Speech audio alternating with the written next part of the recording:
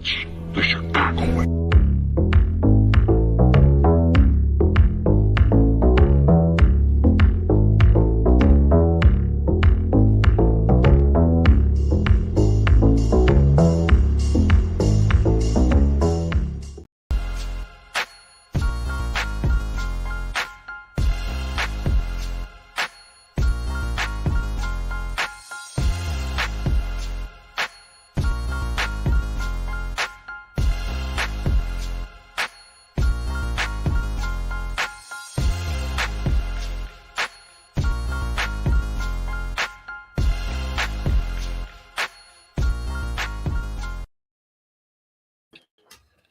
Good evening, everyone, and welcome to another edition of What's Up, Cuz? I'm your host, Jason Palmer, along with my cousin in real life and the name on this show, Lance C. Irvin. What's up, Cuz? How you doing? What's up, cuz? I thought you was gonna call me Morris Chestnut for a minute, but I was just making sure you called me your cuz. I was just making sure.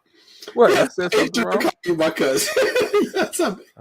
We should call you my cousin. It's good to see you, cousin. It is good to see you on this great day in the Chicago area. It is 79 degrees outside, and Lance, people have lost their mind. People have lost all their clothing. You can tell who was working out over the winter and who wasn't. See, we can tell you were working out too because you have on your large golf shirt. I do. I was clowning you over the winter, saying you needed an extra large, but that looks like that's about a large, and it looks nice and comfortable too.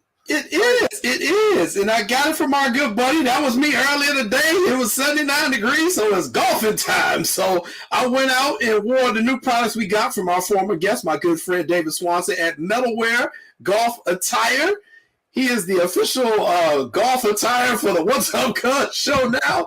As I got my Metalwear, you see the nice logo he got. It's a pretty blue and gold one here. I got him making me one in maroon and gold. But yeah, man, I had a great day with my buddy Dave out on the links today. I played 18 holes a day. First time playing all season, and really enjoyed the weather. And it was crowded out there. I don't know what you did today, but it was crowded on the golf course. But you can't mention playing 18 holes without telling us your score. So what was the score like? So it's like preseason baseball. You don't really keep the score. You just out there hitting, getting loose, getting the muscles loose. The course ain't really put together yet. It's still muscle. Nobody takes score, Lance. We just out there hitting the ball. I did hit a 35-foot shot for par. I'll mention that. Oh, okay. So at least you're getting your swing in order. At least you're getting your swing in order. I haven't been out there like 7 years, but since we have the nice golf shirts, I'm definitely going out this year. Yeah, those nice, Jay. That shirt look nice. Yeah, he's got some good products, man. Metalwear Sports, everybody. Make sure y'all visit my guy David Swanson. And what you got on there today?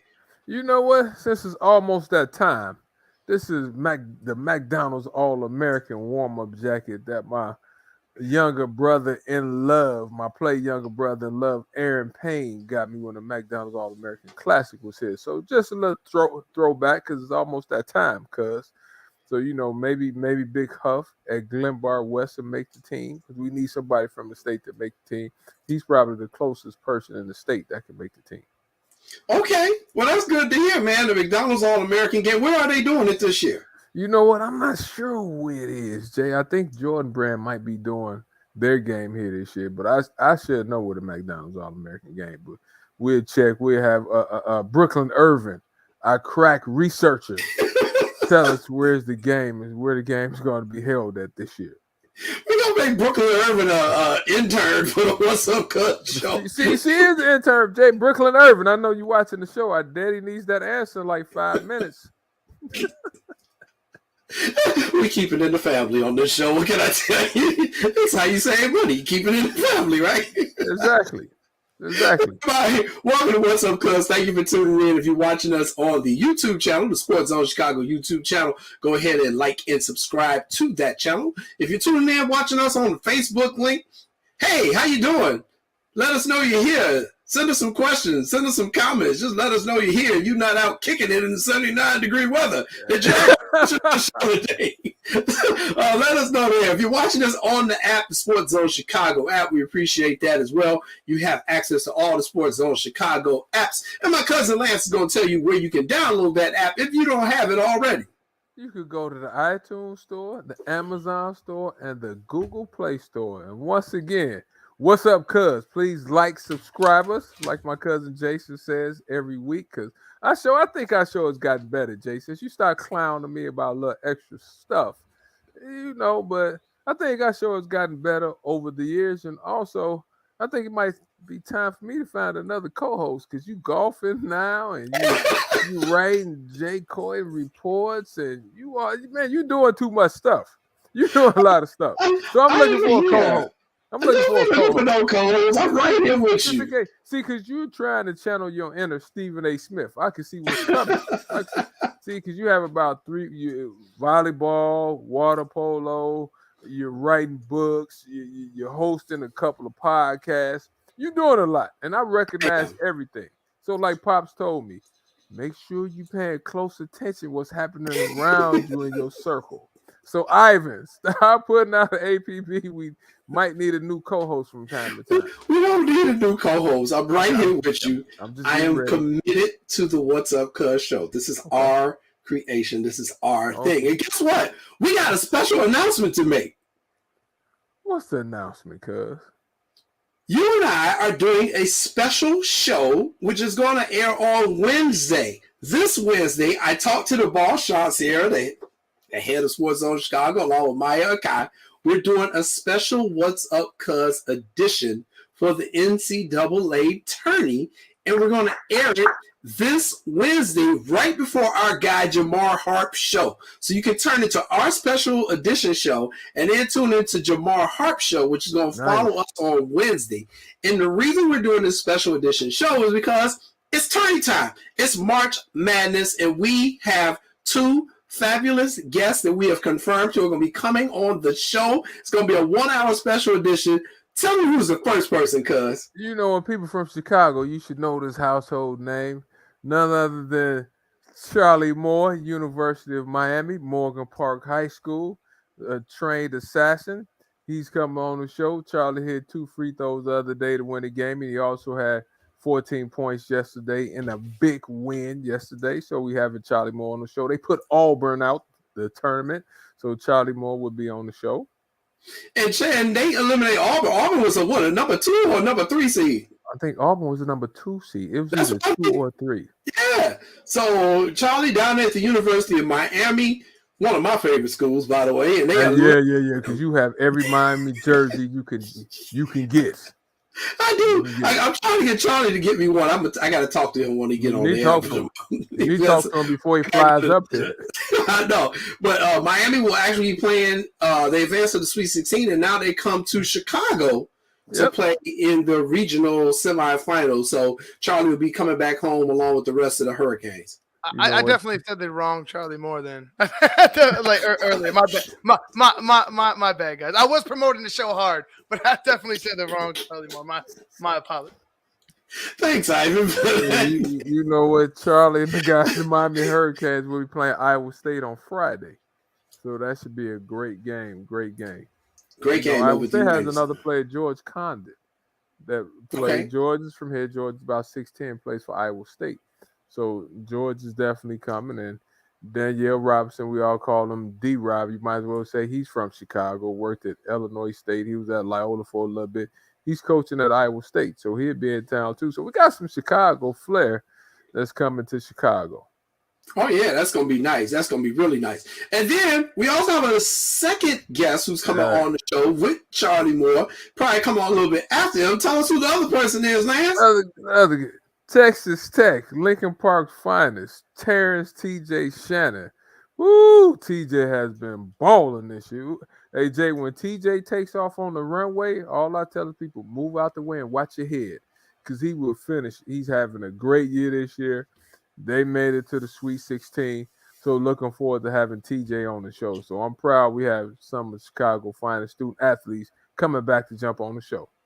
Oh, man, that's going to be great, man, to have Charlie and Terrence come on. So that's going to be a special show that we are airing Wednesday evening right here on the Sports Zone Chicago app. It'll also be on our YouTube channel as well. So please, please, please, please, please, please, everyone, come on, join us for the show. Check out, listen to what Charlie Moore has to say. Charlie was really excited too when we found out. Come on the show. I was talking to the SID of Miami. He's like, man, he know y'all. He was frantic when he told him he ready to get rid of ESPN and come on, what's up, cuz? I said, that's what I'm talking about. Hey, Charles, like Coach Lance, Coach Nick, Cousin Jason, I'm on. I'm on the show. When can I come on? So you know what, Jay? Yeah, you know how people always talk about so much negativity and stuff happening in Chicago. When you have young men that's doing great, they going to school, they doing everything they supposed to do, and they playing hard, and their teams are winning, we supposed to be able to throw those guys a crumb and have them on because they have great stories and they're both outspoken and they both good people. I agree, man. So I can't wait to have these guys on to talk about their experience playing in this year's tournament. The tournament has been off the chain. That's going to be the bulk of our conversation tonight because these games have been just incredible. So we got a bunch of topics to talk about, but we also got to tell them who all we've got coming on the show today to help us.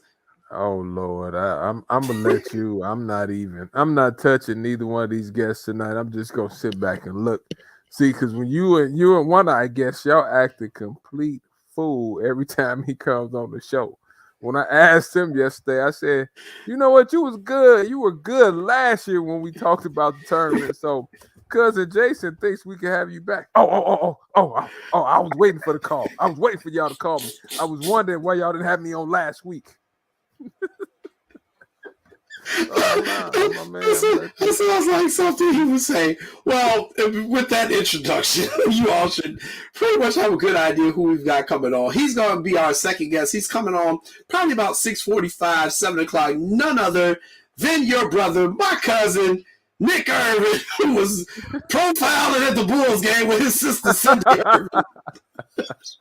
Niggas I'm like, why is Nick on the TV? This is the Bulls game. Why is Nick and Cindy on the TV screen? But that was you all at the Bulls game. You went to see IO play last week, and there's Nick Irvin getting his TV time. He know how to find that camera, don't he? Hey, people in your family, you, Cindy, Byron, Mike, y'all gravitate towards the camera. See, I've been in the background. Ivan, come on the show if you listen. I've been in the background too much. See, Ivan, I'm learning how to find the camera because people in my family, they gravitate to the camera. They gravitate, like Jason up there, he gravitates to the camera. So I'm figuring out ways to get on camera more, get on TV more. So I want a piece of the pie. Are you sure the camera ain't gravitating away from you?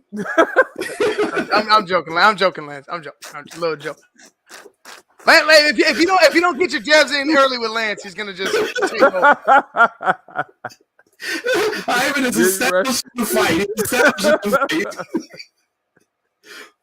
I'm getting all laughers, Jay. I'm gonna jump on you. See, Ivan just mad because the Bears gonna be terrible again this year.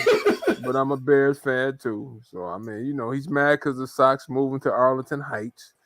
The Bears. I'm mad too. The Bears moving to Arlington Heights. I understand. I feel your pain. I've been feeling the same pain. I've been feeling it, but I'm gonna leave you alone. Deshaun Watson just broke the bank on us. Yes, he did. And so coming up, our other guest coming up at 6:30. He had a little trouble last week. Remember, he had a issue that came up, so he couldn't come on. But Eugene McIntosh is going to check in with us from the United Center. He's there covering the Bulls game, but he's going to give us about 15 minutes of his time because we need to talk about Major League Baseball and everything that was going on with MLB. He was also down at the IHSA state tournament, so he was that was him with Robert Smith there, but he can talk a little bit about what happened down there at the tournament. We talked about it last week. This is the first time since they went to 4 classes in both girls and boys basketball. The CPS did not come home with a title in any of the classes. The best they did this year, Whitney Young finished second in 4A. Simeon finished third in 3A. We did not have a representative in 1A or 2A for boys, and there were no representatives in any of the classes for girls basketball. So I I really want to talk with Eugene about that and kind of get his thoughts on that, because I'm like, basketball, we're supposed to run this piece. I mean, sometimes you have a year like we had this year, especially in women's basketball. Normally, you have like Whitney Young, or you have like, Whitney Young, Marshall will go down. Marshall used to always go down, but then, they dropped down another level. So we at least always had somebody. Jay, we didn't win first place in no basketball category this year. No basketball, 1A, 2A classification, nothing. But that won't happen again, cuz. All right. Well, I hope not, because I like the way we have kind of established ourselves in that. Let's talk a little bit before we bring Eugene on in about 10 minutes. We got a couple of topics, and you mentioned one of them, Deshaun Watson. That man getting his money, huh? I guess he said, y'all done put me through hell last year with this accusation stuff. Get me the hell out of Houston. Give me my money. Your thoughts on this reported deal that he's going to Cleveland? First of all, my eyes small. They got bigger. I'm like, that man got so much money. First of all, you always happy in a sport like football when guys get paid. At least he's getting what he's worth. Now, hopefully he get the off the field stuff straightened out, then he'll be able to play. But it is an upgrade from Baker Mayfield. I think you and I don't know about you, Jay, but Baker was okay. He's a starting quarterback in the NFL, but he's not like Deshaun Watson. And anytime you could pick up a top 5 quarterback, I mean, you have to take the risk, don't you? I would have. What you say, cuz? Oh, I would have been on Deshaun Watson as fast as humanly possible. No doubt. Baker Mayfield, my boy Will Ross said it best when Baker first came out. He's like, man, this dude ain't that good. He's like, he good, but he getting a whole lot of press. He said, I'll never forget Will said this. He had actually posted on Facebook. He said he's going to be a little bit better version of Johnny Manziel. Whoa, did he? That's what he said. And I think with the addition of Amari Cooper they picked up, I think they're definitely a contender next year. But anytime, if you can get a top 5 quarterback, you have to go get him. That's like getting a top 5 baseball player, top 5 basketball player. Those guys are hard to come by. And no offense to the person sitting in the chair, like we could walk away mad. That's like Lance Irvin playing a point guard. You could go get Tim Hardaway. You understand what it is? It is what it is. So I know Baker was mad. He posted on social media. Jay made his comments. Baker, you see what Cleveland said. I'm not gonna curse on the podcast. Forget your feelings. We're gonna do what's best for us and our team. Jay, they showed him. It's a business. It's a business. So, and I respect Cleveland's decision. I just thought it was absolutely hilarious because he came out Baker Mayfield came out like he was in control of things. It was like, well, I'm gonna demand a trade. They were like, okay. Have a seat over there. We'll let you know what we'll do after these commercial broadcasts because you ain't running this piece. And then they came out like, we got to do what's in the best interest for the Cleveland Browns. It's like they don't have to trade him. He's still under contract. From what I know, unless you heard something different in the last couple of hours. Anything different. You are 100% correct. See, some of these athletes kill me. We demand a trade. They don't have to trade you. You could sit there, and then they don't have to pay you because you're supposed to come in because you're under contract. So, we all think we ride high on a horse until somebody sits you back down on the horse. No, sit down. Sit down. Sit down. I keep telling everybody it's millionaires versus billionaires. Yeah. These owners are billionaires, man. You ain't got the weaponry to fight with them if they decide to put the hammer down. That dude, the people who own the Cleveland Browns so rich, they tell Baker Mayfield just if they want to be a tool about it, yeah, you come to work, we gonna pay you, and we ain't gonna never play you.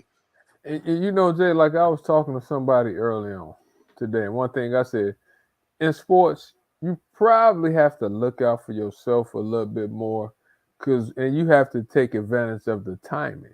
See, while you hot, you probably need to cash or push all your chips in while you hot, because at some point in time, you just gonna be flickering a little bit in the owners and everybody's mind, and they're gonna bring in somebody else that they think is hot. And that's just the nature of the business, especially in sports, cuz I mean, Baker Mayfield was hot, probably a year or two ago. Then he started taking a nosedive, and you know how we think we still super hot. No, they show you, okay, we got somebody else that we believe in now. But I also think Baker is being influenced by, he got to get out on the field and play because he got them endorsement deals. Mm-hmm. He got so many huge endorsement deals. Ain't nobody gonna be endorsing the backup quarterback. You ain't getting them type of endorsement deals he got. You might get the local used car dealer endorsement deal. But if you no longer the starting quarterback, and not only are you no longer the starting quarterback, there's a dude who's got a huge name who's now the starting quarterback in Deshaun Watson. But Jay, you remember when he got those deals, when he was doing those deals, and people was whispering and saying, wow, he has all those commercial deals and his game is not up there where they thought he should have all those sponsorship deals. But he had them. So do you think that kind of like hurt his on-field performance in a way where it put a little more pressure on him? It's pressure anyway when you're a quarterback in the National Football League. Yeah, it's a good question because he got a lot of those endorsement deals not only regardless of his performance, he wasn't even on the field yet for some of them. He had just signed with Cleveland after they drafted him, and all of a sudden he was getting all these deals, and people were like, man, y'all giving this dude a lot of deals for a person who ain't played a preseason game yet. Mm-hmm. So could that have been a factor? Could have been. But I also just think that being a quarterback in the National Football League is one of the hardest jobs in all the sports. Mm-hmm. And a lot of people may have the talent to do it, but maybe you don't have the mental capacity to understand the playbook or read defenses, or maybe you're just in the wrong system, or who knows? It's a difference between being an elite college athlete and being a professional athlete in general in any sport. But to be the quarterback on a National Football League team, the starting quarterback, it's only 30 people who can claim that. It's a lot of pressure, man. I don't know. Sometimes things just don't work out, man. Maybe him moving on to another team in a different situation will benefit him. Mm-hmm. But I just think he should not have come out and said that. Yeah, because sometimes people get in their feelings a little bit too quick. And sometimes, like I learned from you, cuz sometimes the best thing to say is nothing. Mm-hmm. You don't have to justify how you really feel. Just don't say nothing. Then send your goodbye. It was great. Cleveland, love you. Thanks for everything. And ride off into the sunset. Take your ad out in the newspaper and call it a day. Get on what is it, Jay? The Player's Diary? Do something with the Player's Diary. The Player's Digest, yeah. And you good. So hopefully he'll land with a good team, but I don't think they don't have to trade him. They don't have to trade him. You're right about that. Hey, let's stay on the topic of quarterbacks and some news about the Chicago Bears starting quarterback that came out a couple of days ago that I thought was quite interesting. Justin Fields went down to Atlanta and went to Morehouse College, and he was there training with none other than Colin Kaepernick. This made a lot of waves. People like interesting. I like that Justin is rocking the White Sox cap. I'm surprised I even posted the picture. But Justin is rocking the White Sox ball cap as he's down in Atlanta working out with Colin Kaepernick. What were your thoughts on that? I didn't think there was anything wrong with it. I thought Kaepernick was a really good quarterback those years he was in the NFL, and I thought he should have had an opportunity to get another job. And Kaepernick was a smart player at that quarterback position too. So anytime that you have an opportunity to work with somebody that was a good quarterback, and I think their styles are similar too. Both of them have strong arms. Both of them could use their feet to extend the plays, and both of them are really smart quarterbacks. So I thought it was a good move on Justin Fields' part. What was your thoughts, cuz? I thought it was a good move on Justin Fields' part. I was interested. I found it interesting that Kaepernick invited him down. From what I'm told, he was invited down by Kaepernick, and that the two of them worked out. at a historically black college university, one of our most prestigious ones at Morehouse, which is not known for sports, but is known as being the college of Dr. Martin Luther King, and many other influential black men have gone through that institution. And so I was like, okay, I know Colin is sending his pro-black message, but I didn't see this really coming from Justin. So, because unfortunately, some people think Colin is almost like a pariah for some reason. Because you haven't seen a lot of current players just kind of hanging out with him or saying, yeah, I'm doing this endeavor with Colin Kaepernick. It's almost like they fear there could be some sort of retribution just for hanging out with the brother. So when I saw that Justin Fields, who's only now, a second-year player, how he went down there and went to an HBCU to work out with him, I was like, interesting. I love this, but this is very interesting. This is not what I was expecting from a Justin Fields kind of personality. So, they were making a point. It was a very symbolic move. And I did, like it. And, I hope the workout went well for both of them. I still don't think Colin is going to get back in the league. So that's why I was kind of a little like, man, this is interesting that they decided to go this route. But hey, I hope it works out for Justin. I hope he learned some stuff. I think it was great for Morehouse to be able to get those two black men to come down there and work out on their campus. I think that was absolutely freaking fabulous, man. Give more publicity to Morehouse because we know they need it. So just a great thing. That was kind of my thoughts on that. I mean, more exposure for the school also. And like you said, though, it's different. You see how we both have different opinions on them, but they similar in a ways, though. But I thought it was a win for everybody. It's a win for everybody, especially for Morehouse. Oh, yeah. I mean, you and I both know how we've been talking about the HBCUs. Shout out to our boy Penny Collins, too. Penny Collins called me the other day from Tennessee State. Said he had a great time on the show, cuz. He told me, anytime your cousin Jason doesn't want to show up, tell him call your cuz. And I'm sitting in his chair. Seriously, he called. He said he had a wonderful time on the show. So shout out. But anything we could do, Jay, to get more HBCUs out there and to help student athletes. And what's wrong? Like if you saw Tom Brady and Aaron Rodgers at Vanderbilt, would it be a big deal?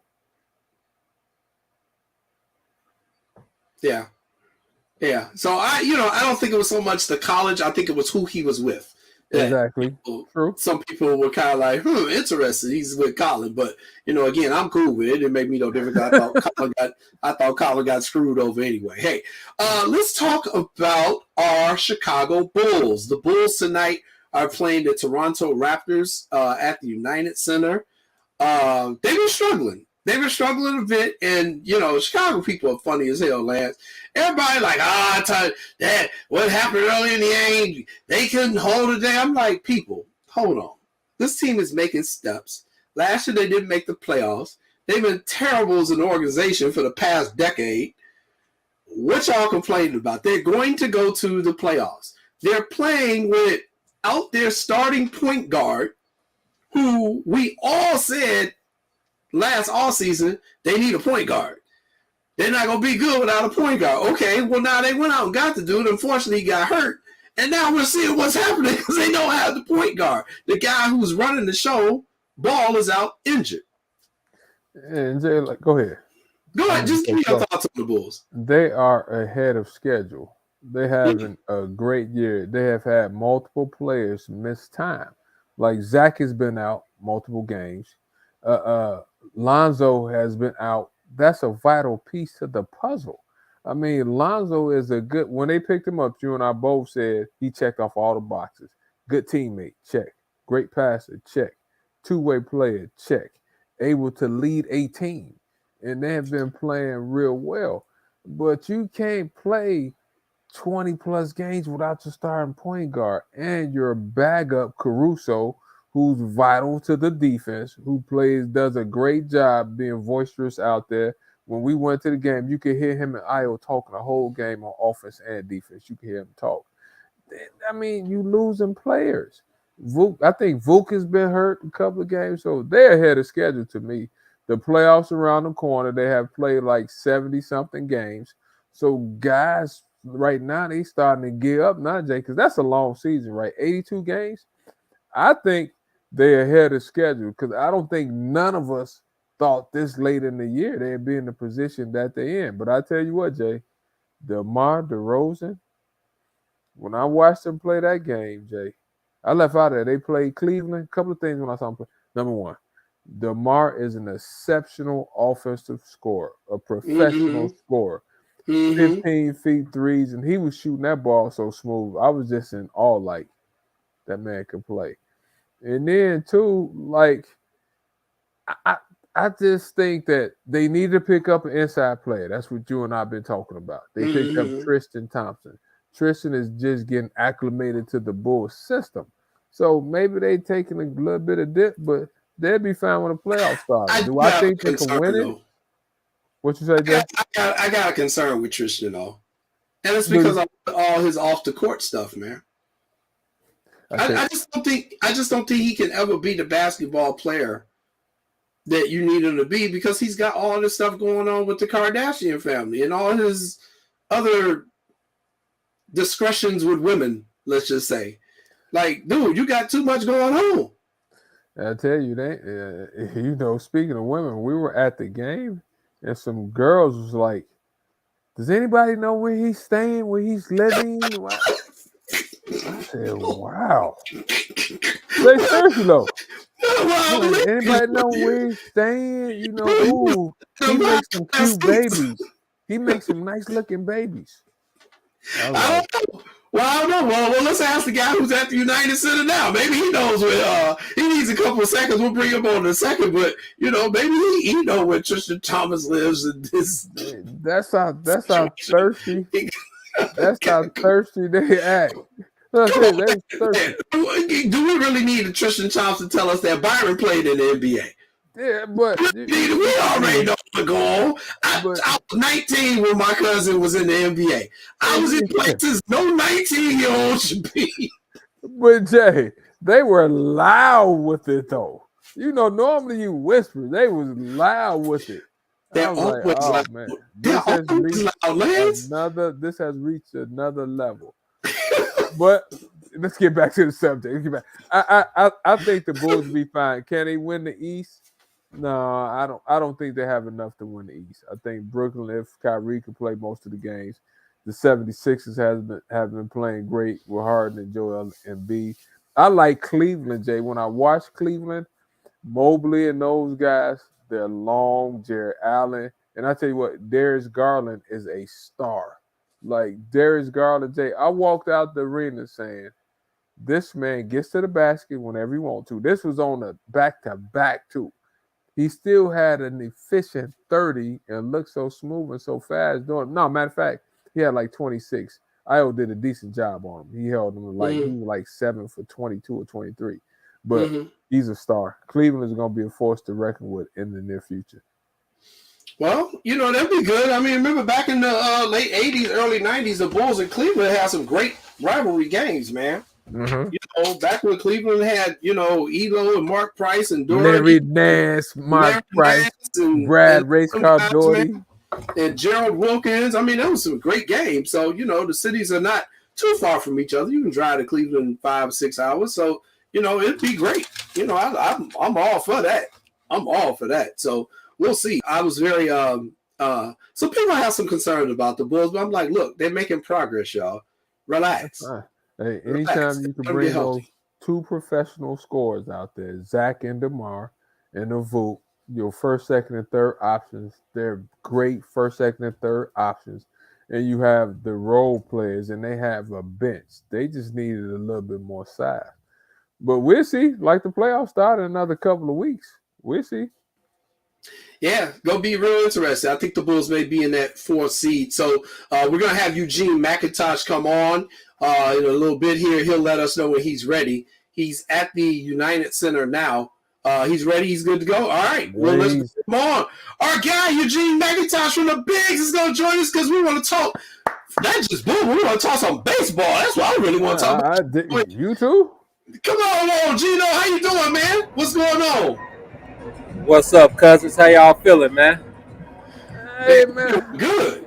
I was feeling good until I heard you was at the UC and didn't find a ticket for your other cuz right here. You could have found me a ticket. I would have came along. Hey, man, we only get with these, man. You want to? Hey, Lance, you want a media credential? You know, you part of the Biggs family, man. So you can get whatever y'all. You and Jason can get whatever y'all need out of me, man. You know what? See, Jason been slow getting us some media pass. Jay, why we don't have media pass? I got my media pass. I don't know what you doing. Oh, you see, you know what? Yeah, exactly. Hey, Gino, so before we get to baseball, give us just what your thoughts are on the Bulls, these last 12 games of the regular season, what you're looking for coming out of them, and what do you think they may do in the playoffs? Well, man, I caught the end of you guys talk about the Bulls, and I'm going to push back on you two guys. I know y'all are professionals. I know, Lance, the brotherhood. I know, Byron played in the league, and Lance been around for a long time, so he knows a lot about this game. And you too, Jason, you know your thing as well. But me, as far as the Bulls are concerned, it ain't a good thing right now, man. And I think what really happened was they skipped a step. And sometimes I think some teams can skip a step, but in most cases you have to take the necessary steps. But I agree with what Lance said. Well, actually, this is what I think. I think DeMar DeRozan is a second option on a championship team. I think Zach LaVine is a third option on a championship team. So now listen to me here. I'm listening.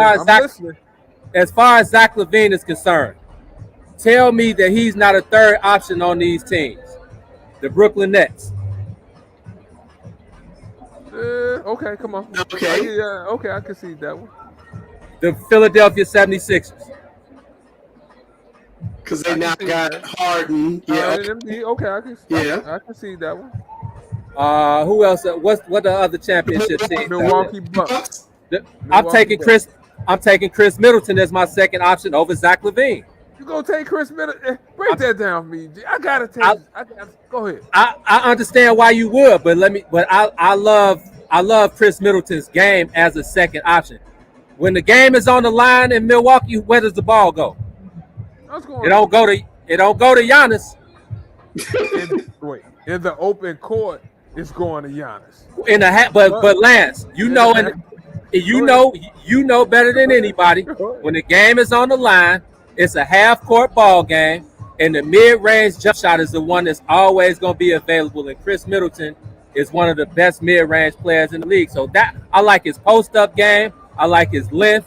I like this. He can create his own shot. He can come off the pick. He can put it on the floor. He can go upstairs. He rebounds well. He does a lot of things well that I don't think he gets credit for, because we see Zach LaVine's athleticism and we see him, Zach LaVine is not a high IQ player. I think Chris Middleton is a higher IQ player than Zach LaVine. That's why I would take him. See, because I think both of them are similar, right? I think both of them for the reasons that you just said. But I think about Zach is, because of his athleticism. See, I put athleticism here. I think they both just smart, but Zach can get his shot off on anybody. Like, Zach gonna give you 1-2. He can raise up over you. I ain't sure if Chris can raise up over somebody his size that's 6'6", 6'7". We know Zach can raise up over you and get his shot off.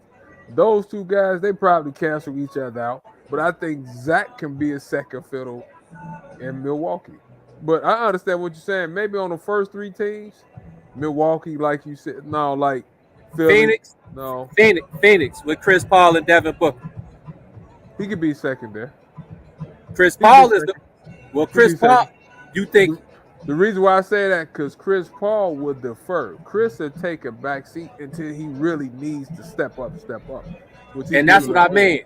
With the game on the line, that's what I mean, Lance. With the game on the line, Chris Paul is getting the ball before Zach LaVine is. I agree. I agree. See, but to me on the board, DeMar is the number one option. 100%. Down. If 100%. You have Zach, that's not a bad number two to me. Would you consider Vuk a decent number three? What you think about Vooch? I mean, He shoot a lot of jump shots though. I can't stand it, man. I just think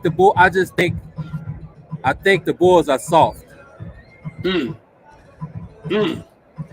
strong words, Eugene McIntosh. Chicago. Hey, not a dog in the building. One, I think Io and Caruso. I'm not. They got some toughness. I agree with that. The one thing about Vooch that got me, and I ain't gonna name drop, we was talking to Stacey King after the game, and Stacey King was like, Sky King was like, sometimes he needed, and I quote, he need to get his ass up under the basket and take care of some business up under there. So, you know, I understand why people say that. They call him a little bit soft. Lance, okay. You'll see Vooch in the top 5 in the league in double doubles. And that's one of those things where, you know, Jay-Z said men lie, women lie, numbers don't. That's one of those situations where numbers lie. Because he's gonna get a double double because he's 7 feet. Somebody got to get the damn rebounds. Yeah. When the game is on the line, he's too nice. We don't have no dogs, and I'm not taking nothing away from Io, and I'm not taking anything away from Caruso because they are those guys. But those guys are not the game changers. I'm talking about the game changers. Got to be the dogs, and the guys who are championship contenders are dogs. KD, Giannis, Chris Paul, Devin Booker, Steph, Clay, whoever you want, and whatever type of dog we talking about. Like Steph and Clay, they ain't the same type of dog that Giannis and KD are. But you know what, that game on the line is going down, right? Yeah, it kind of like you said, I think every team needs a physical presence in there. Like Jay, you need a physical presence in there. Like everybody need a Charles Oakley going down. Yep. Everybody needs somebody like Oakland. I'm not going to use the word enforcer like everybody says back in the day. Right. Everybody need a PJ Tucker.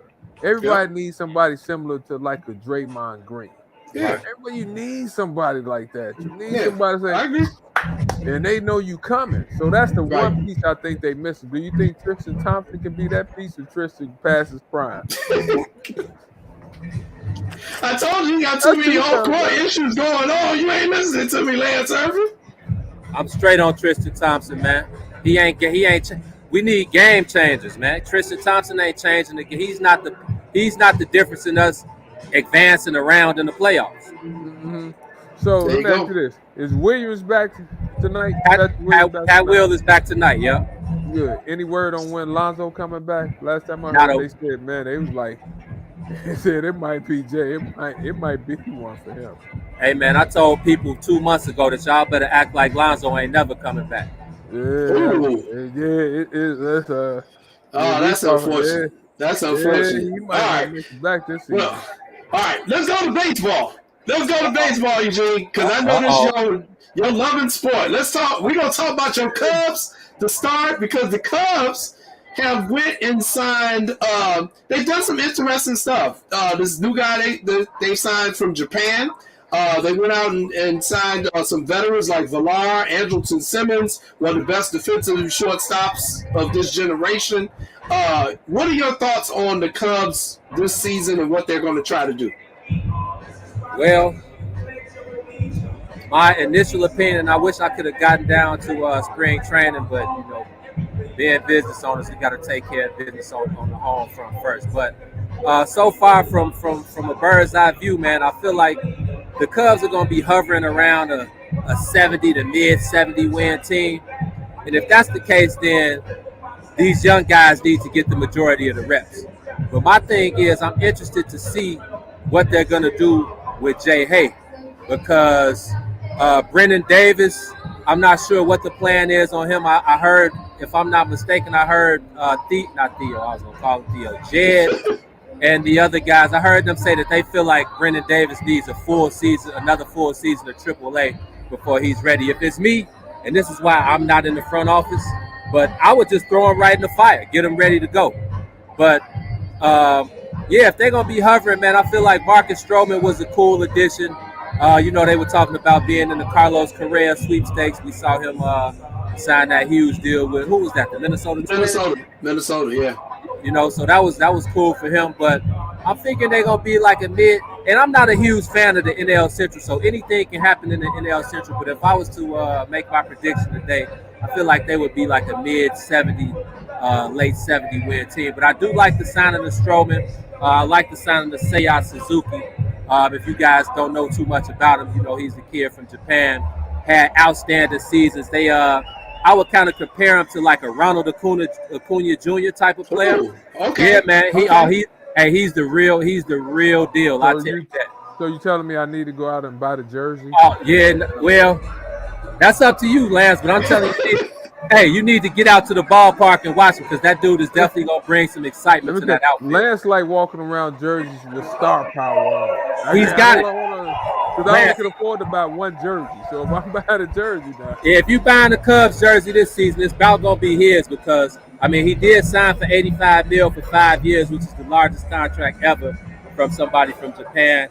His slash numbers career it's like 315, 415, and 580 or something like that. He got close to 200 home runs, close to 600 RBIs. He stole like 25 to 30 bases last year. So he's that dual threat, man, like I said, and he's always there. You know, your best ability is availability. So that's the one thing you can do is count on him to be there. But like I said, I'm interested to see where they go. Like you said, they signed Villar, Andrelton Simmons. You know, they still got Nico Horner, Nick Madrigal from the White Sox. So a lot of these guys I think they're going to be splitting time. But like I said, it's going to be interesting for me mostly to see what they do with Jay Hay. His contract is huge. Ain't nobody really going to take that on. So it'll probably at most have to be like that DFA situation, kind of push Jay Hay to the side. But yeah, man. The question I want to ask you about Eugene is my guy Willie behind the plate. What they gonna do with Willie? I think if you're gonna trade somebody, he's probably the person who's gonna bring you back a lot of value. Maybe they'll try to package him with Jay Hay somewhere. But do you think he wants to lead the Cubs, or do you think he wants to be a part of this kind of rebranding, rebuilding process where he can see them being competitive in a year or two? Well, that was the biggest thing, man. When we left Willie last year, when we had a chance to talk to him after the season was over, that was his biggest qualm was which way is this team headed and how do I put my future in the hands of you guys if I don't know, how soon we're going to get back to our winning ways. So I love Willie. I think, he's that guy that wears his heart on his sleeve. He's going to give you all he's got when he's behind the plate. I think last year he caught way too many innings, so it kind of wore on him at the end of the season. But I guess he would be one of your locker room leaders, and that's what I'm most worried about because Willie is feisty, man. I know it's it's the only way he knows, but sometimes that could come off different ways to different people. You only got two guys left from that 2016 team, which is three, him, Kyle, and Jay Hay. So it's gonna be interesting to me to see which way Willie leads those guys. And like you said, man, what did Jed tell him in the offseason that's going to put some more money in his pocket and keep him here for the long run? Because Jed, we ain't stupid, man. Jed said it's not a rebuild. It's kind of a rebrand, I guess. But we ain't stupid, man. You got rid of Javi. You got rid of KB. You got rid of Rizzo, which I'm not mad at. Those guys peaked out. And, they did what they could for the squad. But, getting Andrelton Simmons and Jonathan Villar, bringing back Hermosillo, Frank Schwindel, my buddy in the outfield, Rafael Ortega. When you bring those type of guys back, it's going to be a lot of guys battling for time. So I just want to see which way it's going to go, man. The season starts in, about 3 weeks? They got to ramp up pretty quick. So, yeah, the games are going now. So, you never know, though, man. You never know. There's still a couple free agents out there that, can be game changers. But I don't think the Cubs, Wrigley Field, and the North Side is the destination. So what you think about the pitching staff? Like, how's the pitchers going to look? I'm always concerned about pitching, especially with the strike and how the year is going. You got to start off so quick. So what guys like Alex Mills, like, what you think about the pitching? Well, like I said, man, we got the one guy back from the, I call him old trusty, and my boy Kyle Hendricks. So you know what you're going to get out of Kyle. You know what you're going to get out of Kyle. They signed Marcus Stroman, who's going to be A1. I think what a lot of people aren't going to realize from Marcus Stroman is that he's a really good locker room guy. He has that personality, and he's just a fun guy to be around, and I think he can bring some positivity to the locker room. So that'll be cool for a team that's kind of trying to find themselves a little bit. Then you got the addition of Wade Miley coming from the Cincinnati Reds, who's a vet, who's going to eat up some innings. That's really kind of all you're looking for right now, is a guy to eat up some innings. And like you said, with Alec Mills and Justin Steele and Adbert Alzolay, who I think he had some shoulder issues or some elbow issues or something. So he's down right now, but that's going to be the thing. Is Alec Mills starting rotation pitcher? He did well in spots last year, but now he's going to get a full season to show exactly what his worth is. And then like Justin Steele and those other guys, like I said, if this is going to be a mid-70 win team, then they got to let those guys get the bulk of the starts, the bulk of the innings, and just see where they're going to be for the long run, man. Let's go to the south side of town. The White Sox, obviously a completely different situation, trying to get that bitter pill out of their mouth of last year's playoff collapse. What do you think they're going to do this year?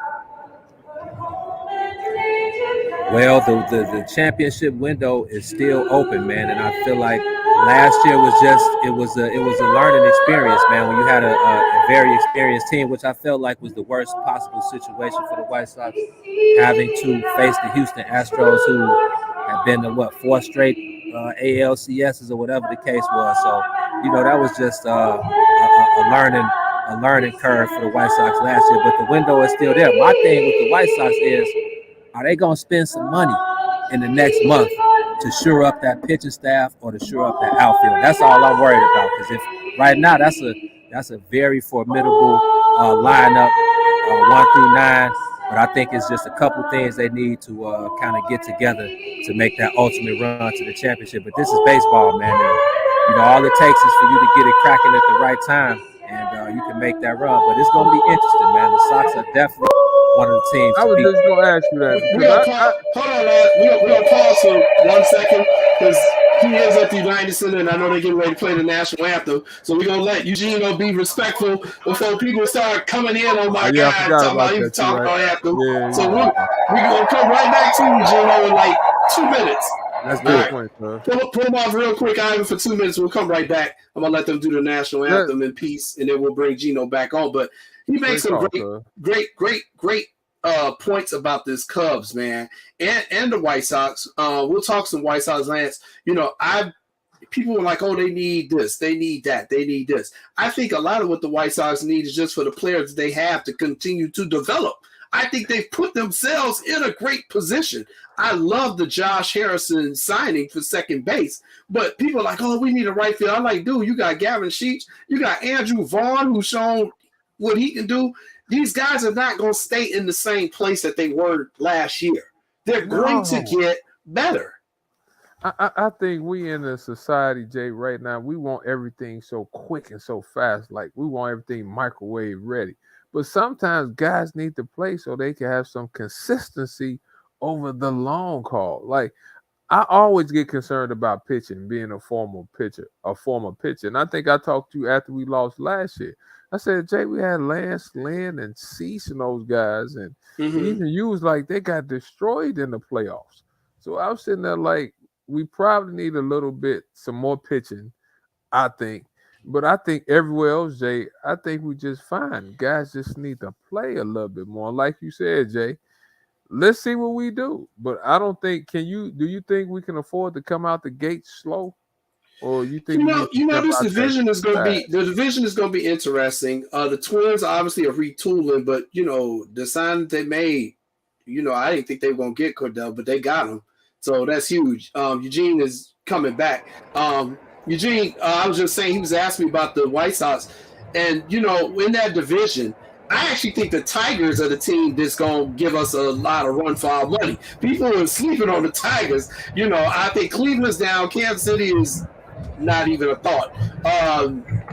So what are your thoughts on the White Sox division? Who's going to be their toughest rival this year? Well, I agree with you 100% on that one, man. The Detroit Tigers played some very good baseball last year. And now that they got Javi kind of showing up that spot, and just adding that depth and adding that star power to the lineup, I think the Detroit Tigers are definitely going to surprise a lot of people. But I agree with what you and Lance said about the White Sox, man. It's just as far as the development was concerned, when we look at the pitcher staff, you saw that season that Lucas Giolito had the season before. Coming back last year, guys were looking for him to be where Lance Lynn was before Lance Lynn had that last down month where he was in the Cy Young running.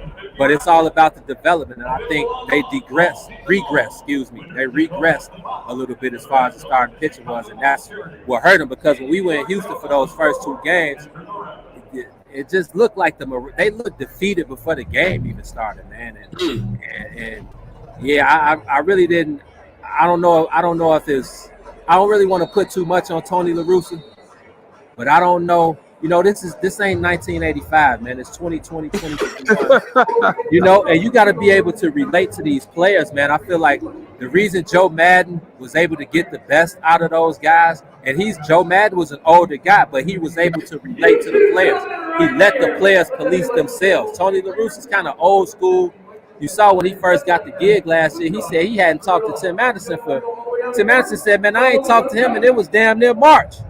They had damn near a week in the spring training, and he said, man, I still ain't talked to Buddy. So I feel like I don't want to put too much on Tony La Russa, but it's got to play a part in that clubhouse and the way those guys go about their business. So I just want to see how they come out, Lance. And another thing, Lance, you made a good point about coming out slow from the start.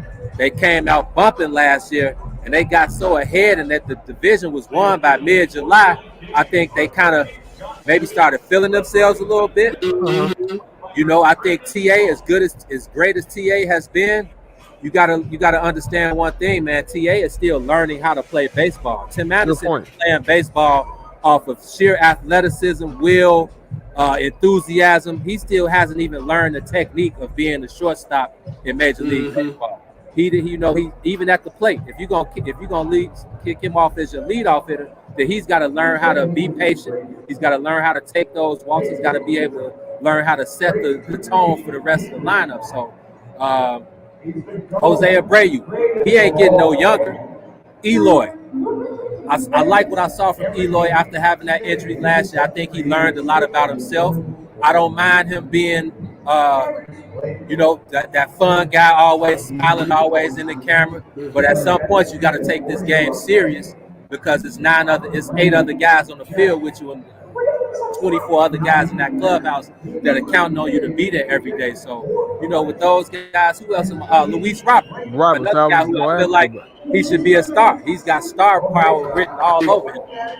So it's about the development of those guys, seeing if Jose Abreu can stay healthy, and just getting the most out of the starting pitcher, Dylan Cease, and those guys. I wonder what they're going to do. Is Craig Kimbrell back? Last I heard, he was back. What'd you say, Jay? What'd you say, Jay? I say he back for now. I think they're going to trade him at some point. And I agree. It's going to be one of the chips they use to try to bring in an extra starting picture. True. So we're close on time. I know you guys run. Got one final question for G. Yeah, so what are we doing with Michael Kopech? Is he a star? Man, that's a great question, Lance. I feel like, man, I'm one of those, Lance, man, we came up, I'm sure you're probably a couple years older than me, so we came up in the 80s and 90s, man, where it was gritty and grimy, and you put it all on the line, man. Hell yeah, Michael Kopech is a star. If he can't cut it, then get his ass out of here. Excuse my language, man. Bottom line. It's not just me. So it's not. No, it's not. No, it's not. Like I said, y'all the experts. I played. I follow it. I'm sitting there like, this guy is a starter to me. And starting pitchers only going 5 innings these days. Y'all correct me if I'm wrong. Like, come on now. What are we doing with him? Get that man the baseball and tell him to get out there, man. If he can't hold it down, then they got to move on, man. It's a championship window, man. Ain't nobody got time to be sitting around waiting on him. He had his little issues in the past. Right. He had a reality star girlfriend. They was having, that whole little thing. So you got to get your head right, man. one thing I tell people, man, I'm gonna let y'all go because I know y'all got more business to handle. But hey, man, now usually in the regular MLB season, this is 162 game in 184 days. That's 22 off days in the Major League Baseball season. With the season being starting, 3 weeks later? Mm-hmm. It's even more crammed in now. So now you're going to have those double headers on top of double headers. So ain't no time to waste, man. Give Michael Kopech the ball. If he can't stand the heat, he got to get out the kitchen. I agree. That's why we got Eugene on the show. Everybody. Good work, man. Man, just hey, at It's the Bigs on Twitter, It's the Bigs on Instagram, thebigs.us on Facebook. Just type the Bigs in Google, man, and we all over the place. The website is www.thebigs.us. Follow us, man. Sign up for the newsletter. We got a whole new way we're going to be bringing our content to people. Straight to the consumer, direct to the consumer access. We got merchandise for sale, man. We got partnerships we got coming up. So, man, we got things coming, man. But I just want to say much love to you brothers, man. I'm always a phone call or a text away if y'all need me. And Jay, man, we got to get y'all in the building, man. I need to see y'all in some of these press boxes, man. We'll be there. Matter of fact, I think Lance coming to the college game Friday because you know Charlie Moore coming back. So you know. I gotta figure out. You know, Charlie got a big family. I gotta figure out a way. Hey, G, see if you can get me one of those media passes so I can come watch. I got you, man. We working on it now, man. I'll see if I can get 3 instead of 2. Got you. All right, thanks everybody. That's Eugene McIntosh. We're gonna take a quick commercial break, and then we coming back to talk NCAA tourney because it is March Madness with Lance's little brother and my younger cousin Nick Irvin. Woo, this gonna be a fun hour coming up. You're watching What's Up, Cuz. Stay tuned, everybody. I make my living asking tough questions, so here's a question for you. If you had the power to save a life, would you? I have a chance to survive blood cancer because my big sister answered yes to being my marrow donor. Right now, you can go to BeTheMatch.org and offer a cure to someone with a disease like leukemia. So, what will your answer be?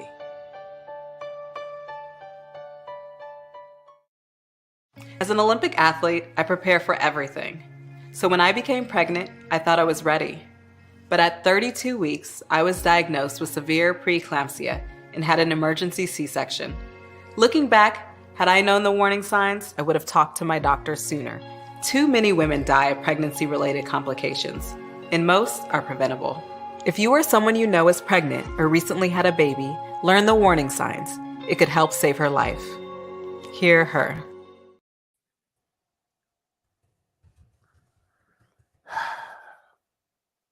Welcome back to What's Up, Cuz. I'm your host, Jason Palmer, along with my cousin, the coach himself, Lance Irvin, and it is that time of the year.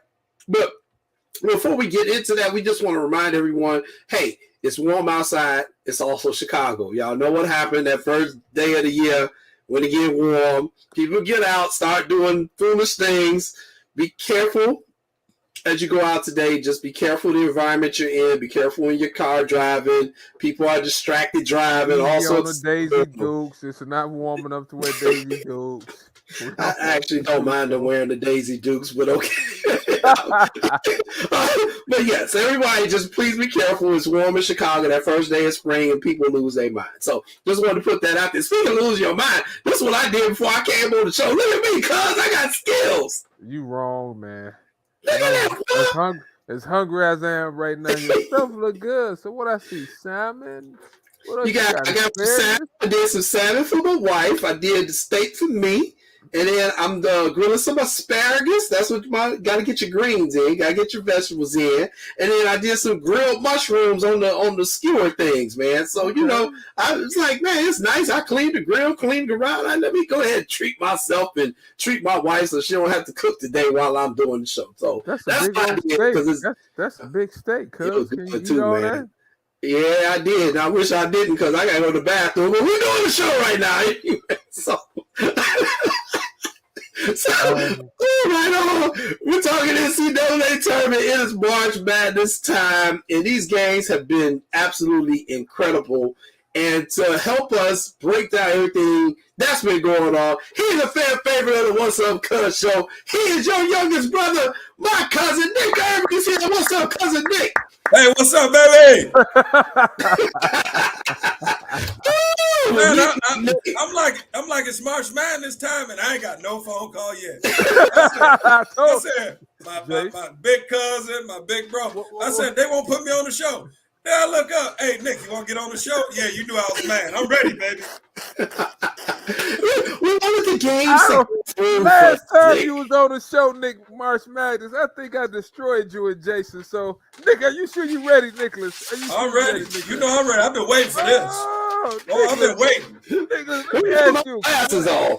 So first of all, Nick, let me ask you, how are your brackets looking? Because mine got destroyed when Kentucky got eliminated. See, hey, cuz, when you picking brackets, see what I did this year, I looked at all the smaller teams, the smaller markets, the mid-majors, because we mid-majors. So I had a chance to look at all them. My bracket is doing decent. Okay. Now, when I was on the golf course earlier today with my guy Dave Simon, we were out golfing, and he said kind of what I said. I think what we're seeing with a lot of these upsets is due to the COVID rules where they're allowing people to take the COVID year, that extra year. So you're getting these more experienced guys in some of these smaller mid-major programs, and that's why we're seeing some of these upsets. How much of a factor do you think that is compared to what we've seen in years past? Oh, it's a big factor because now teams are older, more mature, and they playing against 17, 18, 19-year-old kids, and most teams 23, 24, 25. So it's a big thing, but you just got to play and perform and play hard as much as you can. I mean, we was older. My team was older, so I get it. I understand it. But you just got to match their intensity and play hard. I think, like Nick said, I think like your friend said, Jay, age has something to do with it a little bit, right? Because COVID. If you look at a team like Miami, they said on TV yesterday the average age was 23. But not even when we were playing and when Nick was playing, everybody had a couple of older players on their team. Yeah. It just wasn't as prevalent as it is now. And the COVID did help some teams, but it's a lot of parity in college basketball, period. Like St. Pete's beat a Kentucky team. Then they turn around and win the next night too. Yeah. So with that being said, though, Shy had his team together for 3 years. So I think it's not only age and COVID, it's the portal also. A lot of teams losing their players, but if you're a team like St. Petersburg, he had his team for 3 years together. That's a ready. Yeah, that really is a ready. Like Michigan State started at a point guard. He wasn't with the program last year. Miami have a couple of players. Charlie wasn't on Miami last year. So with that being said, the transfer portal and COVID helping out a lot of teams these days. Yeah, the portal could help you win a national championship. It's a great point. Yeah. Great point. That the portal, international players, when you look at a team like Arizona, I have Arizona, they still alive. I had Arizona to win it all. Arizona has 7 international players on their team. Yeah. 7. Yeah, so with that being said, though, Nick, 7, Jay. Yeah. And they all play a lot. Yeah. So with that being said, though, those 3 reasons, I think they affected teams is going to help them win. But, Nick, let me ask you this, though. What happened to Jason's favorite team, Illinois? What do you think about Illinois, Jason's favorite team? Hey, 2 years in a row, bounced the second round. How you feel, cuz? I'm disappointed.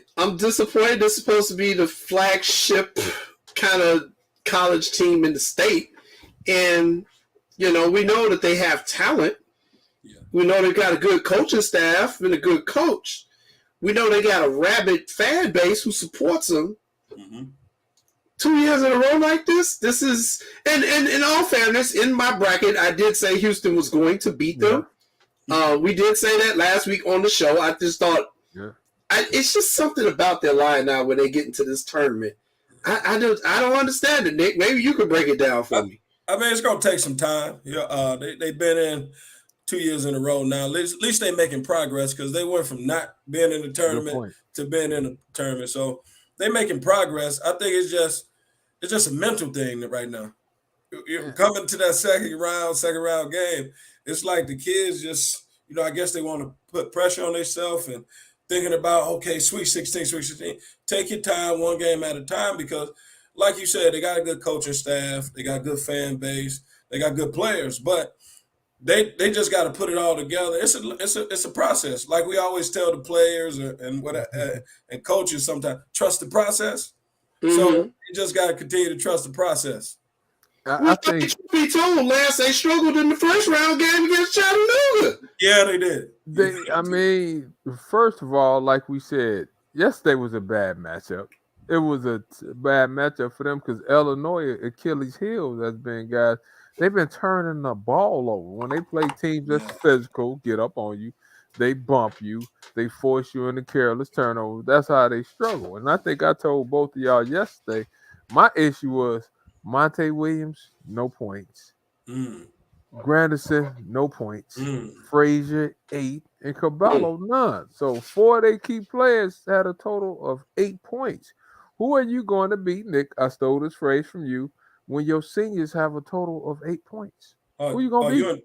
You're in trouble. And another thing you got to factor in that a lot of teams been scouting Illinois all year. So they know they're going to do some of the same things. So you probably got to switch it up a little bit, do a little misdirection stuff, change up your defense, because everybody know they're going to drop coverage with Kofi Cockburn. So now you got to switch it up a little bit. Sometimes you probably got to hedge the screen. Sometimes you just say, okay, big fella, get down the guard a few times just to keep a team off balance. But that's one thing they probably have to do. They probably got to switch it up a little bit once they get in the NCAA tournament. And that's a great point, Nick, because when you playing a team like Houston, whose MO is attack, and attack even more. Yeah. In the drop coverage, Jay, when Kofi is dropping like that, if you saw the game yesterday, Tajay Moore kept going right at him. They were going, Snead was going right at him. And I was on the chat with some groups like they need to change their coverage. I said they're not going to change their coverage because Kofi is a drop defender, and that's what Snead and Tajay Moore took advantage of. So, Nick, I agree with you 100%. You got to change. If Kofi's coming back next year, which I don't know if he is, if he's not, but sometimes, like you said, Nick, he got to get up there and pressure. He got to get up there hard heads, maybe switch sometimes to keep the other teams honest. Yeah, because everybody in college basketball always say tough twos. So if I'm a coach and I'm watching that, I'm going to have my guard shoot a lot of mid-range jump shots, a lot of floaters. Just change it up a little bit so now we putting pressure on the defense. Now we putting pressure on so now they got to make adjustments, in-game adjustments now. Definitely. And the last point is that, like, they had, like, Loyola was a tough draw for them last year. So they had some tough draws, but hopefully, Nick said it's a process. They made 2 NCAA tournaments, which they haven't made in a while. Yeah, true. And at the end of the day, they just got to figure out a way to win one of the second round games. But now next year, I think it might be tough for them because they lose a lot of people. If Kofi leaves, Monte Williams is done. Trent Frazier is done. Granderson is done. Plummer, the lefty, is done. They got, and if Cabello, you never know with him. They might be losing 6 to 7 guys. And anybody, unless they sign us some guys as good as Kofi and some of those guys, Frazier, it might be tough next year. Yeah, because one thing Brad gonna do, Brad gonna coach him hard and get him prepared, though. Yeah, we know he gonna do that. But he just got to find the holes and the pieces to replace them guys. And that's going to be tough because you got to command a guy like Trent Frazier. Been there 5 years strong. DeMonte Williams, 5 years strong. So they heart and souls into the program. So it's going to be tough to replace them guys. Hey, Nick, I don't envy them at all. Nick, let's talk about our other Chicago team that was in this year, Loyola. Coach Valentine, his first year as the head coach, takes the team to the tournament after winning the conference title. Now they're changing conferences though next year. Loyola is leaving and they're going to are they going to the A10? They're going to the Lance? Atlantic 10, the 18. They go to the A10, Nick. So tell me a little bit about Loyola, what you saw from them in the tournament this year, what you think of them now with this move to the A10. You know, he'd be fine because he coached one way. He get after them guys and make sure they play hard and make sure they play the game the right way. So I think he'd be fine. And he had a first-year coach, a new coach. So he got to take a few bumps in the tournament. But one thing about him, he got right back to where he was last year, which is a good thing, which is a plus. But he just got he going into the A10 and get a little tougher, I think, though. But you got Dayton over there, you got VCU over there, you got a number of teams that been there already. So it's gonna be tough. I'm anxious to see what comes about, but he got to add some pieces too. He lost some good pieces to his puzzle too. So he got to do a better job of replacing them. Anytime you lose a 1,000-point scorer, a person like Lucas Williamson that played over 123 games, that's a major piece to lose. Yeah. And you have Norris over there, Tom Welch is still over there. What they normally do, they did a good job these last couple of years picking up transfers. So hopefully they could dip back in the portal and pick up a couple of transfers, which will help them out. They had a great year. I mean, I think they came second in the Valley. They was a game away from coming in first. They won the conference tournament. And like Nick said, that's a great year. And then when you move conferences, you go into the Atlantic 10 with St. Louis, VCU, and those guys, St. Bonaventure, who was awfully good, Temple. That's a different conference. UMass too. That's a different conference that you're going to right there. The Valley is good, but I think if you ask most people, the Atlantic 10 is probably a step over the Valley. Yeah, and to add to that, Lenny, you gotta add A10 type players now. You know what I'm saying? Like you gotta go get them players. So you gotta recruit differently than you recruited from in the Valley. So now you got to probably go get a few pros on your team that can help you get over the top because that conference tough. Yeah. Not saying the Valley ain't though, but A10 tough. Okay. Let's move on. Always good to start with the local teams, but Nick, this tournament has been chock full of upsets. Absolutely. The whole left side of my bracket looked like he got hit by a Mike Tyson punch. My whole bracket is just destroyed. Let's just start in the East where all sorts of chaos happened with UCLA. UCLA is still in. North Carolina knocked out Baylor. Kentucky got knocked out by St. Peter's. So let's just start in the East. What were your overall thoughts in that region and all the upsets that we saw that happened?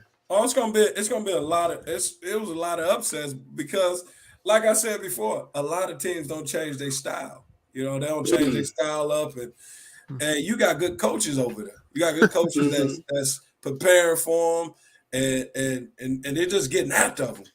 Like the East I looked at the bracket of the East, I was like, whoa, that's kind of tough. That's kind of tough over there. But the NCAA is all about upsets. You know, anybody could be beat on any given day, so you just got to prepare for them. You got to prepare, and hopefully your team come prepared to play. You know what I'm saying? But I know. Shaheem Holloway had his team ready.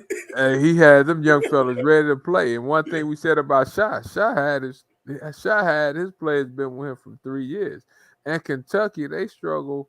One thing I thought about Kentucky, I thought their backcourt was okay. Their backcourt struggled that game. And most of the time, if your backcourt struggles in the NCAA tournament, you're going to be hard-pressed to come out with the win. Whereas St. Peter's backcourt with Banks and those guys and Rupert, they shot the ball. They play hard. They're a very good passing team. And Shy going to slow the pace down on you a little bit. You're not doing all that ripping and running against this team. He's going to slow the pace down and make it into a half-court possession type game where that's where they thrive and stuff. The only team I really lost out of that bracket is Kentucky.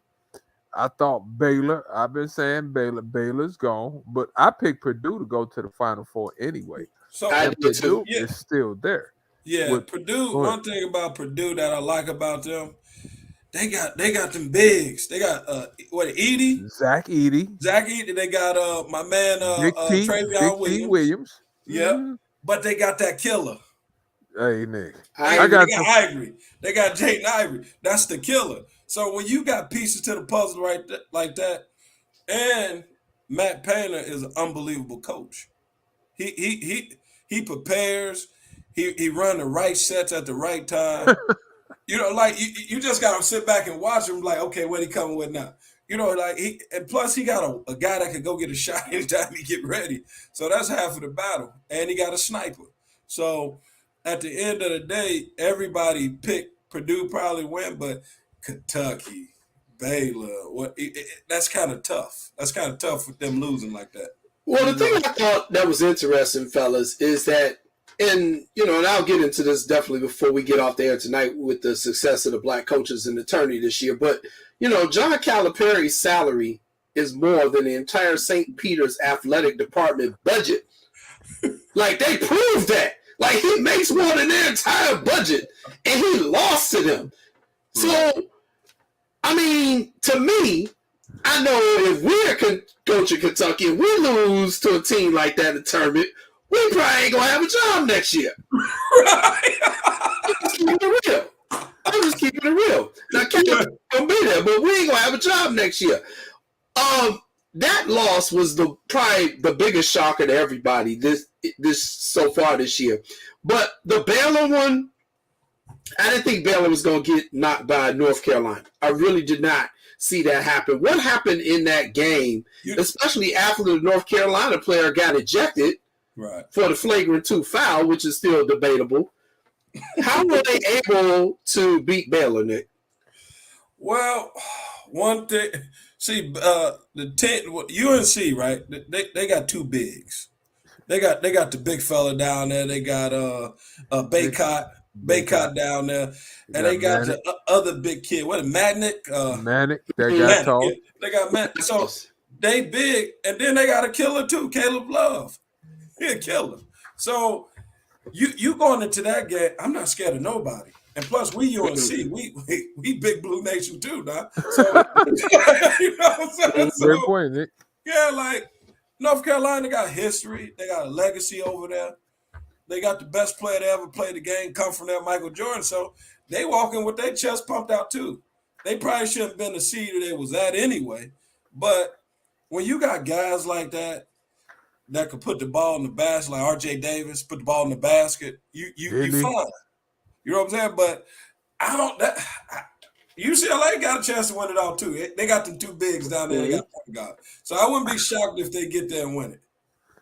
And I think the one thing about UNC, like Nick said, R.J. Davis and Love, especially R.J. Davis, he had 30 yesterday. Yes, he did. He had 30 in a big game. UNC with Boca and Manic until you get. They do a great job pounding the glass. UNC is huge. They have good size. Now, one thing, Baylor struggled early on. They dug themselves a little bit of hole, and they got back into it. But I mean, because whatchamacallit struggled early on. They, what's his name that we played in Vegas? I can't think of the guard's name. From Baylor, he struggled early on. I can't think. He went to Georgetown. I just can't think his name. Right. He struggled early on. Then Flagler was able to make some shots, and get them going. So I didn't really think that was an upset, though. I thought North Carolina was just as good as Baylor. It's just what night you play them on. I think they played each other 10 times. I think they'd split. I think they'd go 5-5. So I don't think Baylor did anything wrong. It was just North Carolina shot the ball extremely well from the outside. Right. R.J. Davis had 30. Yeah. Go ahead, Nick. I just got to keep it real, though. Off night wasn't that, baby. Ooh. Ooh. He ain't there, so it's kind of hard.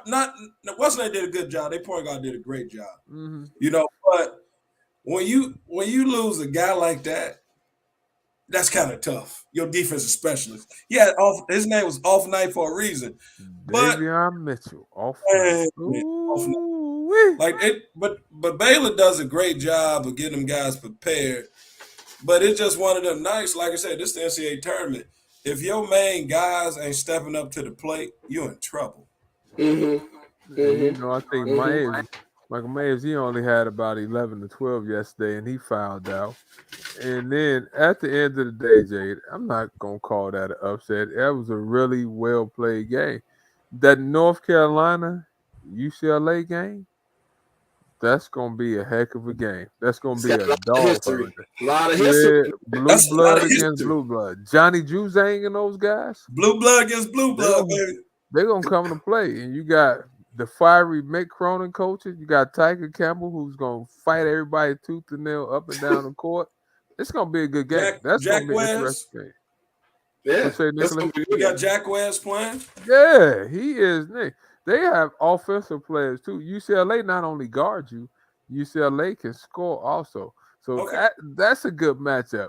Yeah. My gut, Yeah, who you going with My now? gut- Come on now, bring it to us. I'm taking the fighting Mick Cronins. I'm taking Johnny Juzang and UCLA.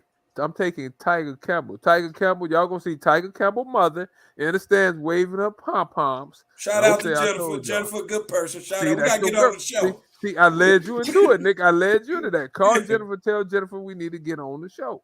Yeah, All right. she'll love to do that. Who you gonna take in that game? Well, I can't go against my man Mick Cronin. I've been Ooh. knowing Mick Cronin all my life almost.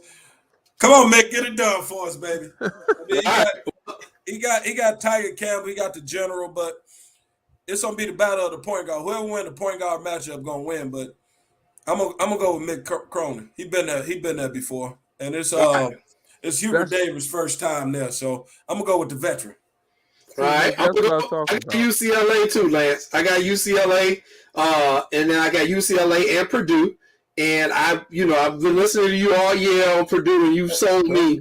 So I got Purdue winning that particular region over UCLA. And it's funny, your cousin Sharice saw the big dude from Purdue for the first time yesterday, and all she said was, "My God, number 15 is huge." Oh, big. Hey, was she talking about Zach Edey? Yeah, Talking about Yeah, Big Tail Sharice. Big Zach is fast too. He can yeah, run. yeah. He He's can run. kind of model for a big guy. I tell you, he's 7'2"? 7'3". 3, yeah. Woof. He's huge. He's Hey, huge. Big dude. You can't count my man out though, Shaheem Holloway. You can't count him out though. Nick, I'm not. Shy my man. I want Shy to win. I'm not. But I gotta put a but in there. I gotta put a but in there. They big though. Nick, Purdue. If I'm betting how Matt Payne is going to play, that ball is going to Zach Edey, and that ball is going to Big T 55% of the time. Yeah. Cause I don't think Kentucky, other than Sheetway, who else could you really pound the ball into? Purdue, you could pound it in all of them. And then poor man Ja Morant, Jaden Ivey now. He coming at you full blast. I don't miss this game. If I miss it, I'm replaying it. Hey, Nick. But I think Shy does an excellent job with the tempo. So it's gonna be interesting if he can control the tempo like he was able to control it in some of the other games. They have a chance, but that Purdue, more man, you they gonna go wear up, them down. Purdue, So they got Thompson over there. They got Hunt over there. They got Ivy over there. They have a bench too. Yeah. So Purdue, they could throw multiple waves at you. So it's gonna be interesting. I want Shy to win though. But we'll see. All right, let's go to the West. Let's go to the West region real quick. This one is the bracket that I actually am doing pretty well in. I got 3 of the 4 teams in advance. I got Gonzaga, Texas Tech, and Duke. I did not have Arkansas getting there, but Arkansas is there. So we've got those 4 remaining teams. Nick, what do you think coming out of that region, especially because you got one of your guys playing on Texas Tech. Team coming on Wednesday. So I want Texas Tech, but at the end of the day, Coach K, this is farewell party, baby.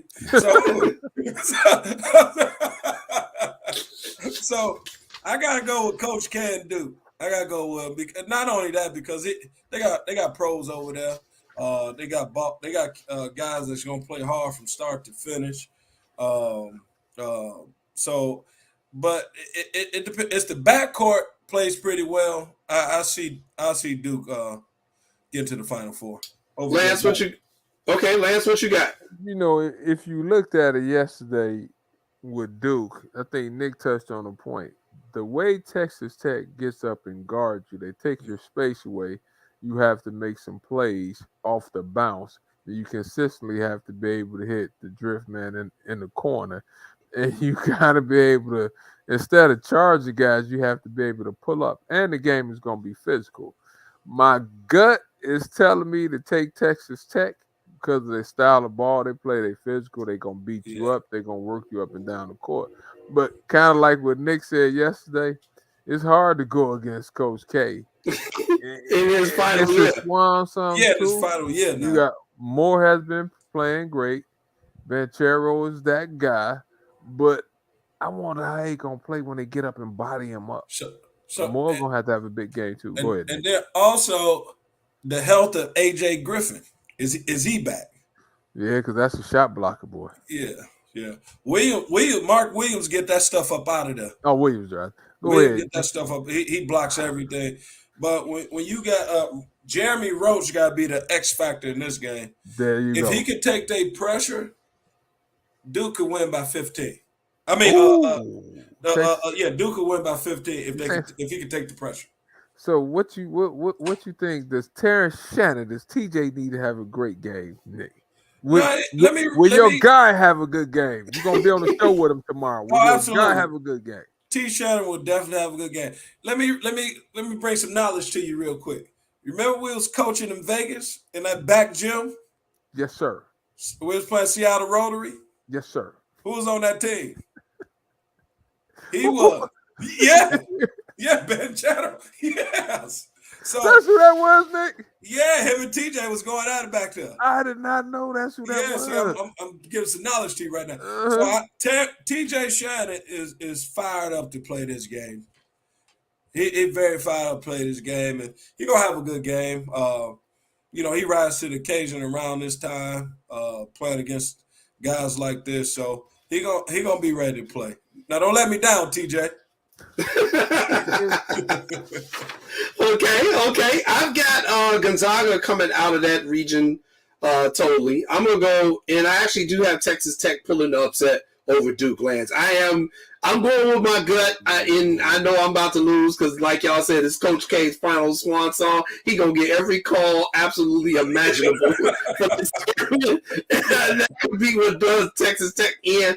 But I said, I said, I'm going to go with Texas Tech. I got Texas Tech and Gonzaga in that final round of 8, and then I got Gonzaga winning that one. So that's what I got in my way. Gonzaga got the front court is pretty good.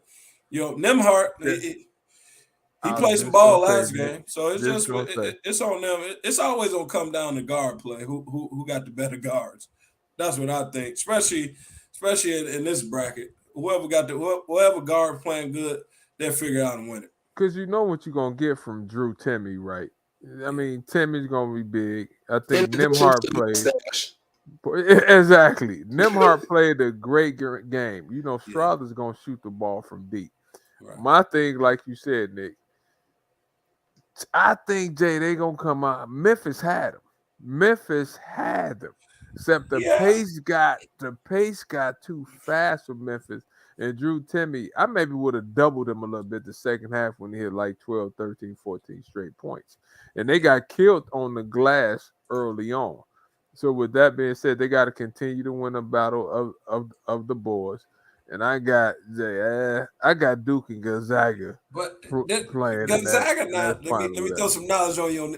Gonzaga may not beat Arkansas now. Don't be shocked. Me that Nick Irvin look. Break it down for him. Like this book I'm reading, Jay. Yeah. Articulate why you saying that. They got a matchup problem over there with Stanley and Moutier. Bad boy. It's a matchup problem. They got a matchup problem right there. They got a matchup problem. Now, one thing about Arkansas now, they play hard. They play fast. Yeah. They play hard. Musselman is grimy. I wasn't thinking about that, Nick. They got a decent bench. Oh, see, I wasn't. See, that's why you on the show. That's why you on the show. That See, was Jay.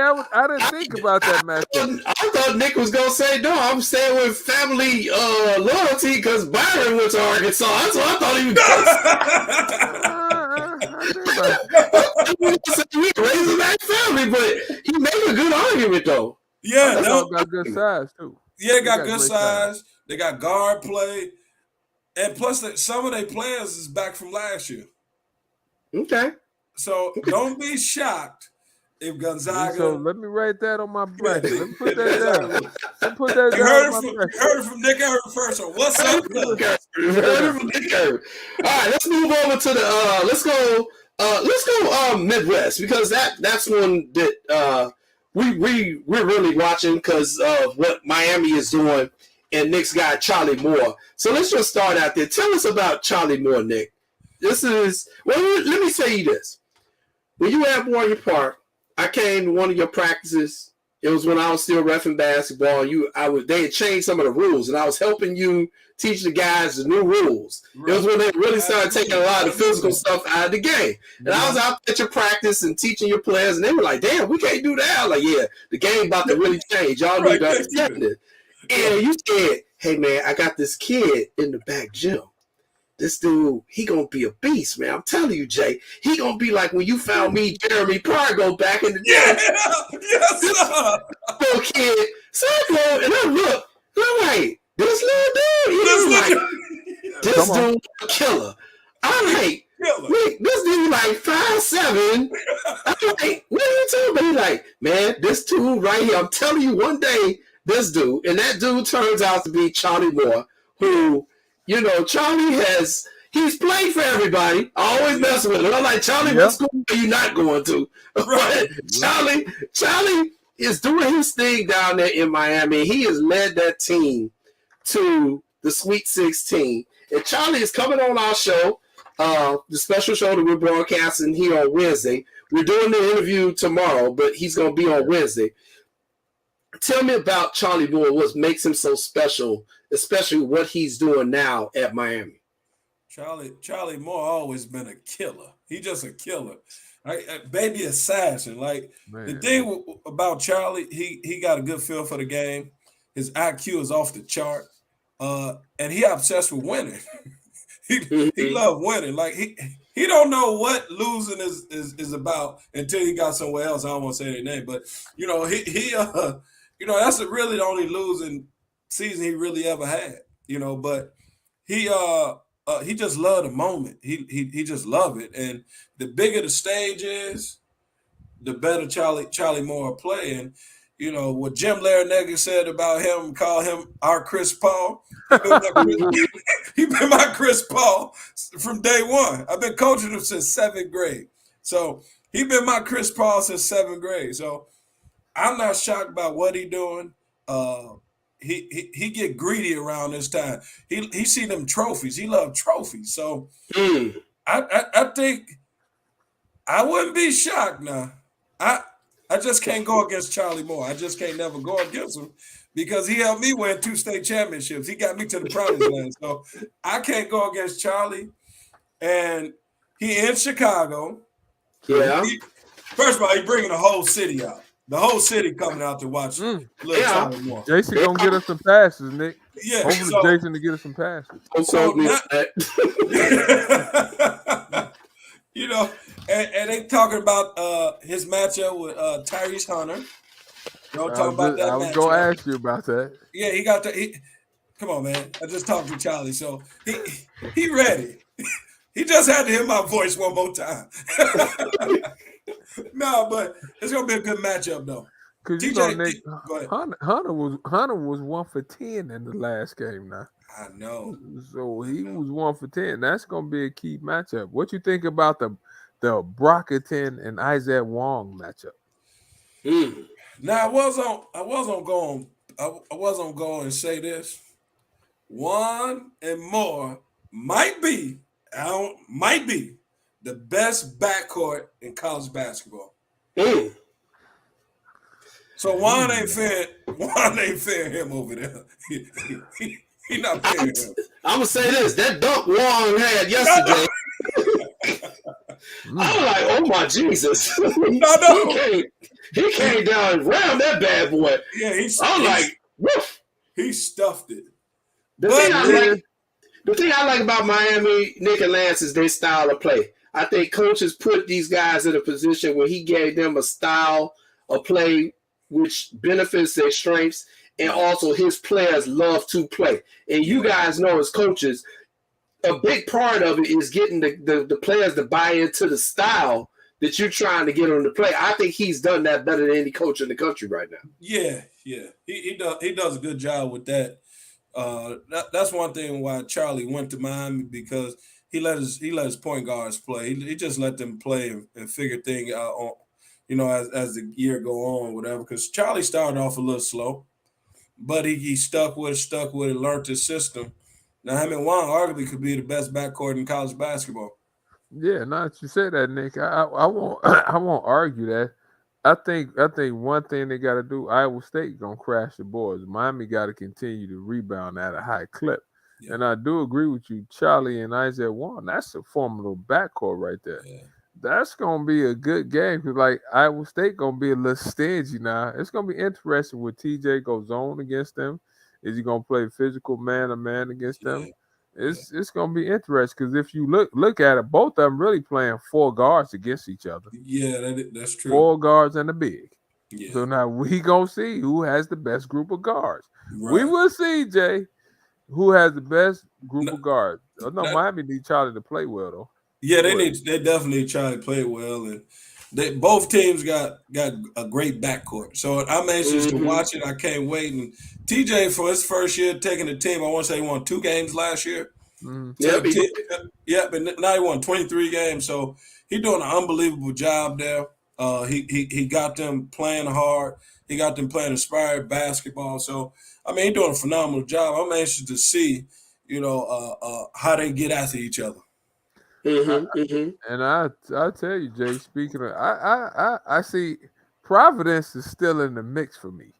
I'm a huge Providence Friar fan, and one thing I was telling people, they was like, Providence could be upset in the first round. I was like, no, they not. Providence can be upset in the second round. I'm like, no, they not. So I think Providence, what a job Ed Cooley has done with those guys. That's probably, Nick, the grimiest team that's still left in the tournament. Yeah, you know what? What you think? What you think about their griminess? Where would you rate their griminess? It's up there, probably 9. About an 8.5, 9. Yeah. So I hope Ed Cooley looking at this, so he can be like, "Hey Nick, we gonna be 10 for you," No, but man, one thing about him, his guys play extremely hard, and Durham over there is a pretty good guard too, and then you got Watson is doing a good job too. So they're doing a pretty good job over there, but you can't. Bill Self going up against KU, Nick. What's your thoughts on that? Bill Self is that's my guy. Ain't no secret. Everybody know I love Bill Self. Like he been there before. You can't count coaches out that been there before, because they don't have their players prepared. They're gonna be ready, but he got an X factor over there. He just got back. Remy Martin. He just got back. He's a savvy veteran. You know what I'm saying? I like Remy Martin. I thought he started off slow. I thought he was getting used to the style of Kansas. My concern about Kansas is David McCormick, Nick. Yes. Because sometimes he'll disappear a little bit now, Nick. Yeah. We know what Abaji gonna do. Yeah. Abaji is like, you could write down AJ. Well, too bad y'all can't see it. Abaji 20. So he's gonna get his 20. But David McCormick got to show up, because Nick, Providence and those gangsters. Oh, they ain't backing down. They not. AJ, don't be shocked if this game is 52-50. Oh yeah. That'll be the pace that Providence needs in order to win the game. And I was cracking up laughing, Nick. You mentioned Remy Martin and his return. I was watching the game when they played Creighton, right. And I was like, this really is the truth. Like, people watching this probably think the announcer is tripping, but there was a Remy Martin on Kansas and then Johnny Walker on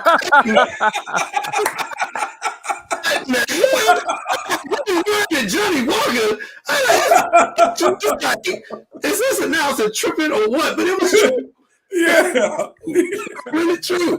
So, what can you say? But Ivan's got a clip for us that he's going to play where what do you they're talking about our guy Charlie Moore. Ivan, go ahead and play that clip for me. Okay.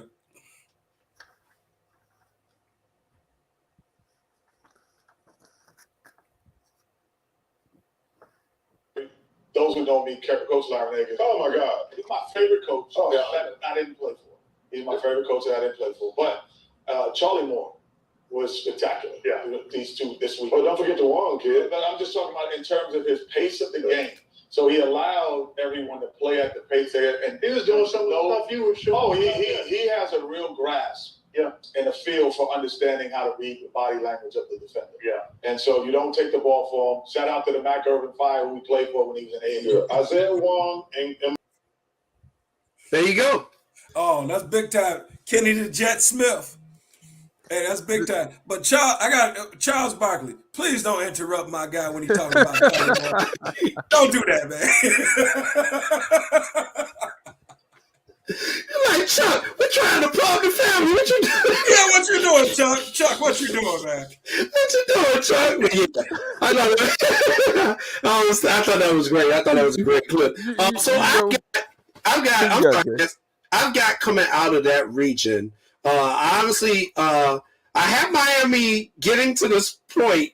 Actually, I didn't. I actually had them losing to Wisconsin, but I just can't see them. I can't see them. Oh no, I did have them getting to this point. I can see them getting past Iowa State. I cannot see them getting past Kansas. I went with Kansas. All right. Well, here's the thing right now.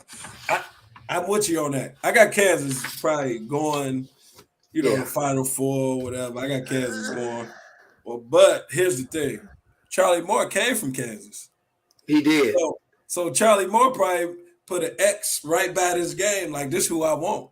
So once again, I can't count Charlie Moore out. But Bill Self, like I said, Bill Self been to this, and it's to get to the Final Four. Now, if Miami take care of business against Iowa State, I got Miami going to the Final Four. Ooh, Lance, turn. What you got? I got to see all your notes. It's hard for me to go against my Providence Friars. It's hard. Now, I had look at my back. That's what I was trying to find. I had Providence and Auburn playing with Auburn coming out. I still got Providence in there. I think Providence is just a tough matchup from the way the guards play, the way they defend. See, when you play Providence, you only get one shot. Yeah, there's no such thing as two shots. You're getting one shot at it, and that's it. That's the only thing. I see Providence knocking off Kansas. Yeah. For the simple mental pick, I want Charlie and them to go to the. I want Charlie to go to the Final Four. Of course, but I can't see them get past Providence. I can't see. You know what? I like that pick, Kansas and Providence, because year in year out, every year everybody got Kansas going to the Final Four, winning it all. Then they end up losing. But Ed Cooley does a phenomenal job. So I can see that pick, but I got to go with the veteran. I'm going with the veteran. But Nick, Ed Cooley is the master motivator now. Yeah, he takes some stuff like you'll say, Nick. Yeah, he does. I can see Ed walking out there, Jay, with his Timberlands on and the shoot around. Because he just known to come in with some Timberlands on now. He's going to give his hard hat speak with his Timbs on and going to play some DMX. I'm telling you. Yeah, so I don't know. He get out there, so you can't really count him out because he got them fired up already. I already know he probably did, so. Speaking of fired up and coaches getting their teams fired up as we go to the final region for us to go through in the South. When it happened, we talked about it and we said, yeah, it's wrong, but we also understood why it happened. Sometimes you just got to pimp slap somebody. Sometimes that's what it takes to get everybody on the same page. We ain't messing around no more. This nonsense. I got Nikki in Michigan. After everybody, people was wanting to fight and all that nonsense. I'm like, look, dude's talking outside his neck, and he put his face too classy and Juwan's reactions on, he got popped. I ain't saying Juwan should have did it, but I understand it. Okay, now all of a sudden Michigan in the Sweet 16. Nookie is gonna be taking on my guy Jay Wright from Villanova, who I love his style. That 4 out 1 in is what he's known for. Michigan and Villanova, and then we got Arizona and Houston. This is the bracket I had 3 out of 4. I just didn't have Michigan there. What are you guys thinking out of the South? I know Lance and I both picked Arizona to win this whole thing, but Nick, we want to hear what you got. Well, I want to hear this, Jay. let me. First, Tennessee was one of my picks, but all right, here you go. Juwan Howard is from Chicago. Juwan Howard is like my big brother. Yes. I coached a guy on 2 guys on Michigan team. Juwan's son and Coach Ian Burr. So I'm gonna go with my man. I gotta go with Michigan to come out of there, upsetting Villanova, and then take care of Arizona. That's what I got. Does these names ring a bell to you? Colin Gillespie, Jamar Samuels. I knew you would bring that up, so I'm ready and prepared for that. Eli, one of the best point guards in college basketball. Love his game. Jay Wright, respect him, unbelievable coach. Get them guys ready. Go ahead, finish what you were saying. No, I'm just Nick Villanova. Nick, those guys have been there. That's an experienced team. I'm not talking about coaching. We're gonna throw coaching off the window. Coaching out the window. Because Juwan and Jay Wright. Juwan is a great tactician. I'm throwing coaching out the window. Coaching out the window. That's gonna be a heck of a chess match. Exactly, Nick. The one thing about Juwan is this: at the end of the game, when they need a good shot, they're going to get a good shot. One thing about Jay Wright: at the end of the game, if they need a good shot, they're going to get a good shot. The right person is going to shoot the ball. I just think Villanova just has a little bit more experience. Now, Dixon has to play well, Nick. He has to play over his head. And Eli Brooks, Nick. Brooks, I think Brooks has to get 20. Yeah. If he's in 20, I think they'll be right there. Nick, so you taking Juwan Howard. I want to take Nook. I do. Big Nuke. I'm taking Big Nuke. But I want to take it. Here's my point. I knew you was going to say that. Go ahead. Gillespie. How long you been out? 5 years, right? You might as well say 10. He plays like he's been on the team. He was part of that national championship team too, right? Yeah, you might as well say he was. Yeah. All right. Yeah. So Eli Brooks, he a veteran too, baby. Like he been there. He played. Okay. He played. He was on that Michigan team when they made runs too. So he's the X factor here. But here's the key. Here's the key. What's your key? Let me find my Michigan stats. So go ahead. Devontae Jones, right? He haven't played none this tournament. All right. You got Frankie Collins playing some good basketball right now. Frankie Collins has been exceptional. Yes. You say good, I'm going to give exceptional. Frankie Collins from Las Vegas has been huge. They lose round 1 if he doesn't play like he played. Go ahead. Absolutely. Go ahead. So now we get Jones back into play. They haven't announced he's done for the tournament. We get Jones back into play. All right. So now Michigan got 2 guards that's playing at a high level. Now Villanova come with that 1-2-2. They play that nice man-to-man defense. Now you got 2 guards breaking you down, and with Eli Brooks as the 3rd guard. So now that's a different dynamic. Now, if they just got Frankie Collins, they don't wear him down, then it might be a problem. But if Jones is back, that's an extra ball handler. Michigan move on. That's a good point. Still got. See, Nick is gonna get you with the woo factor, right? It ain't Nick. It ain't Nick. It's Juwan slamming folks that got me. But Nick knows we still haven't talked about Dixon yet. But Nicholas knows this. When it's all said and done, Nick, who can Brooks stop Gillespie on the post up? Can they stop Samuels on the bag down the post up? Okay. I don't know. You got Hunter back there, baby. You got Hunter back there waiting. Hunter can wait all he wants because all I know is this. See, Jalen Brunson made a believer out of me of the post up and pivot in the kick out. Oh, yeah. So now your guards, Nick, have to defend the post. How many littles do y'all know? How many teams do you know practice post defense every day? You got me on that one. I can say that. But big fella back there, Hunter Dickinson, and then you got Musa. I like Musa. Musa been good. Musa play hard. He played hard. But nah, Frankie Collins, he kind of small now. So Nancy, I predicted Villanova is going to win. I've got Villanova going to the Elite Eight. Well, I'm changing my pick because of what Michigan has done so far, and because I actually think that what Juwan did motivated his team. Yeah, they did.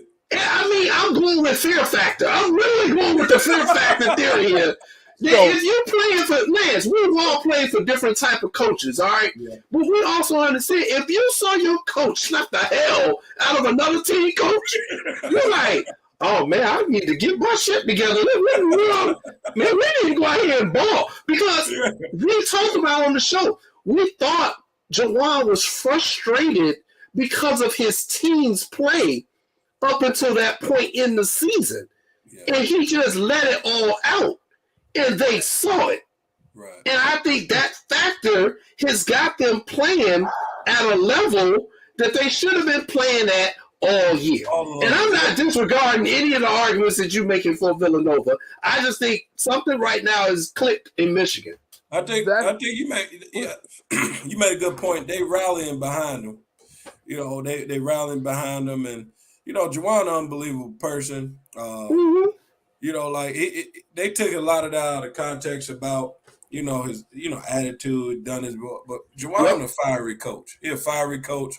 He want the best for his kids, and they just rallying behind him now. They taking on his mentality, his energy right now, and that's why I like Michigan this game. Because I was looking at one of his press conferences. He said he looks up, he's starting 2 freshmen. Look up, he's starting a sophomore, and then you got a senior or whatever. But at the end of the day, he came back to, I had to think about it. We started 5 freshmen when we played. So they're not young. So, I mean, they just taking on his energy right now. And it's a beautiful thing to watch. Okay, so now say if you two pick, they do be my Wildcats, which we'll see. Arizona. You in trouble. You in trouble. You know what? Mathyrin. You know what? I'm gonna get to that too, because that was really my first time really watching from Arizona was Mattering. That was my first time really, like, I watched him, but I never really locked into him like that. I locked into him. He had 30 plus. So smooth 30 last night. Yeah, so I said Ivy is the best guard in the country. That's what I would say. Jaden Ivey, unbelievable guard. Like, that's why I look. But when I look at Mattering, I'm like, whoa, he a little different because he a power guard. He attacks you. He dunking on you. He just play with that motor, and I really enjoy watching him play. But I'm trying to push for Michigan to come out to the 5-4. But that dude is the killer. Arizona has at least 2 to 3 pros on their team. Koloko is a pro at 7'1". Yeah, that's Byron is a pro at 6'6", 6'7". Arizona plays the fastest pace in the NC2A. They average 80 plus a game. They have shooters that space you out. My man Kerr hasn't met a 3 he hasn't hit. This is where you know a guy can shoot and he's thinking about shooting. In the crucial part of the game, in the overtime, he took 2-3 threes in a row. He reminded me of Nick and Mac Irvin shooting. Yeah. He missed the first one. They kicked it. He missed it again. They kicked the third one to him. I think he shot that one too. So with that being said, Arizona is primed to win it. I'm taking Arizona. My heart, I want Juwan, but if he can beat Villanova and Arizona back to back. Right. Yeah, I got Arizona too. Arizona too. And they big. Arizona big. I want to see Michigan, but man, that dude Mattering, man, he a bad. Tell me about it. Now, is that Steve Kerr's son? He shooting like him. At Arizona. So that Curry is an international player. Come on, Jerry.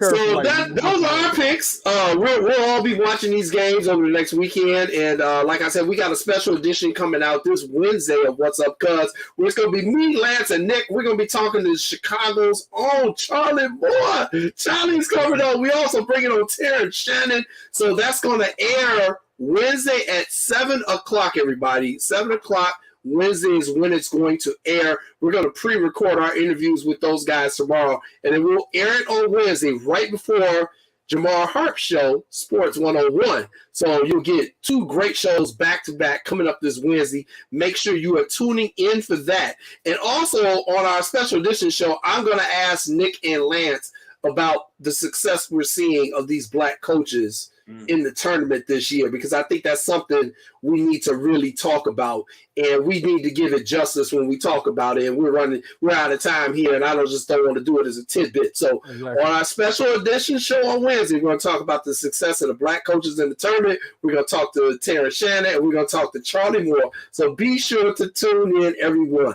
That is this week's show. We'd like to thank our guest, Eugene McIntosh, who checked in from the United Center. My cousin Nick Urban is here. He's coming back. I'm coming back. Day 2 to break down the Final Four. So, and just so you all know, we are going to have a show on Championship Monday. It'll probably be a pre-recorded show. It'll be a really short show. We just kind of break down the national championship game coming up. But for my cousins, Lance Urban and Nick Urban, I'm Jason Palmer. Thank you so much for tuning in to What's Up, Cuz. We will see you on Wednesday for the special edition show. Peace out. Peace.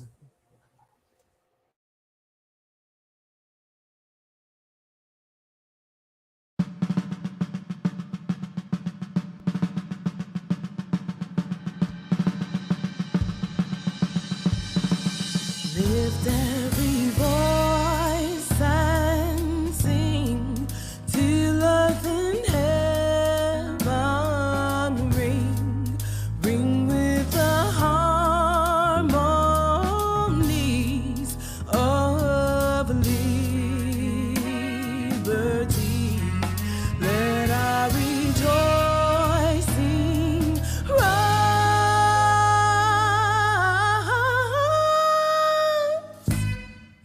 High as the listening skies, let it resound loud as the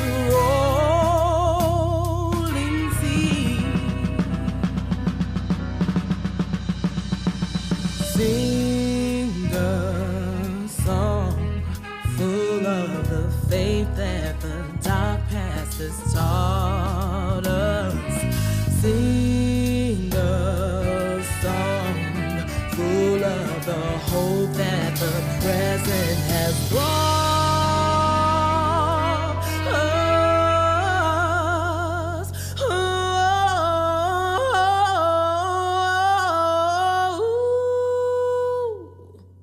Facing the rising sun of a new day begun, we will march on till victory. We will march on till victory. Let us march on till victory is what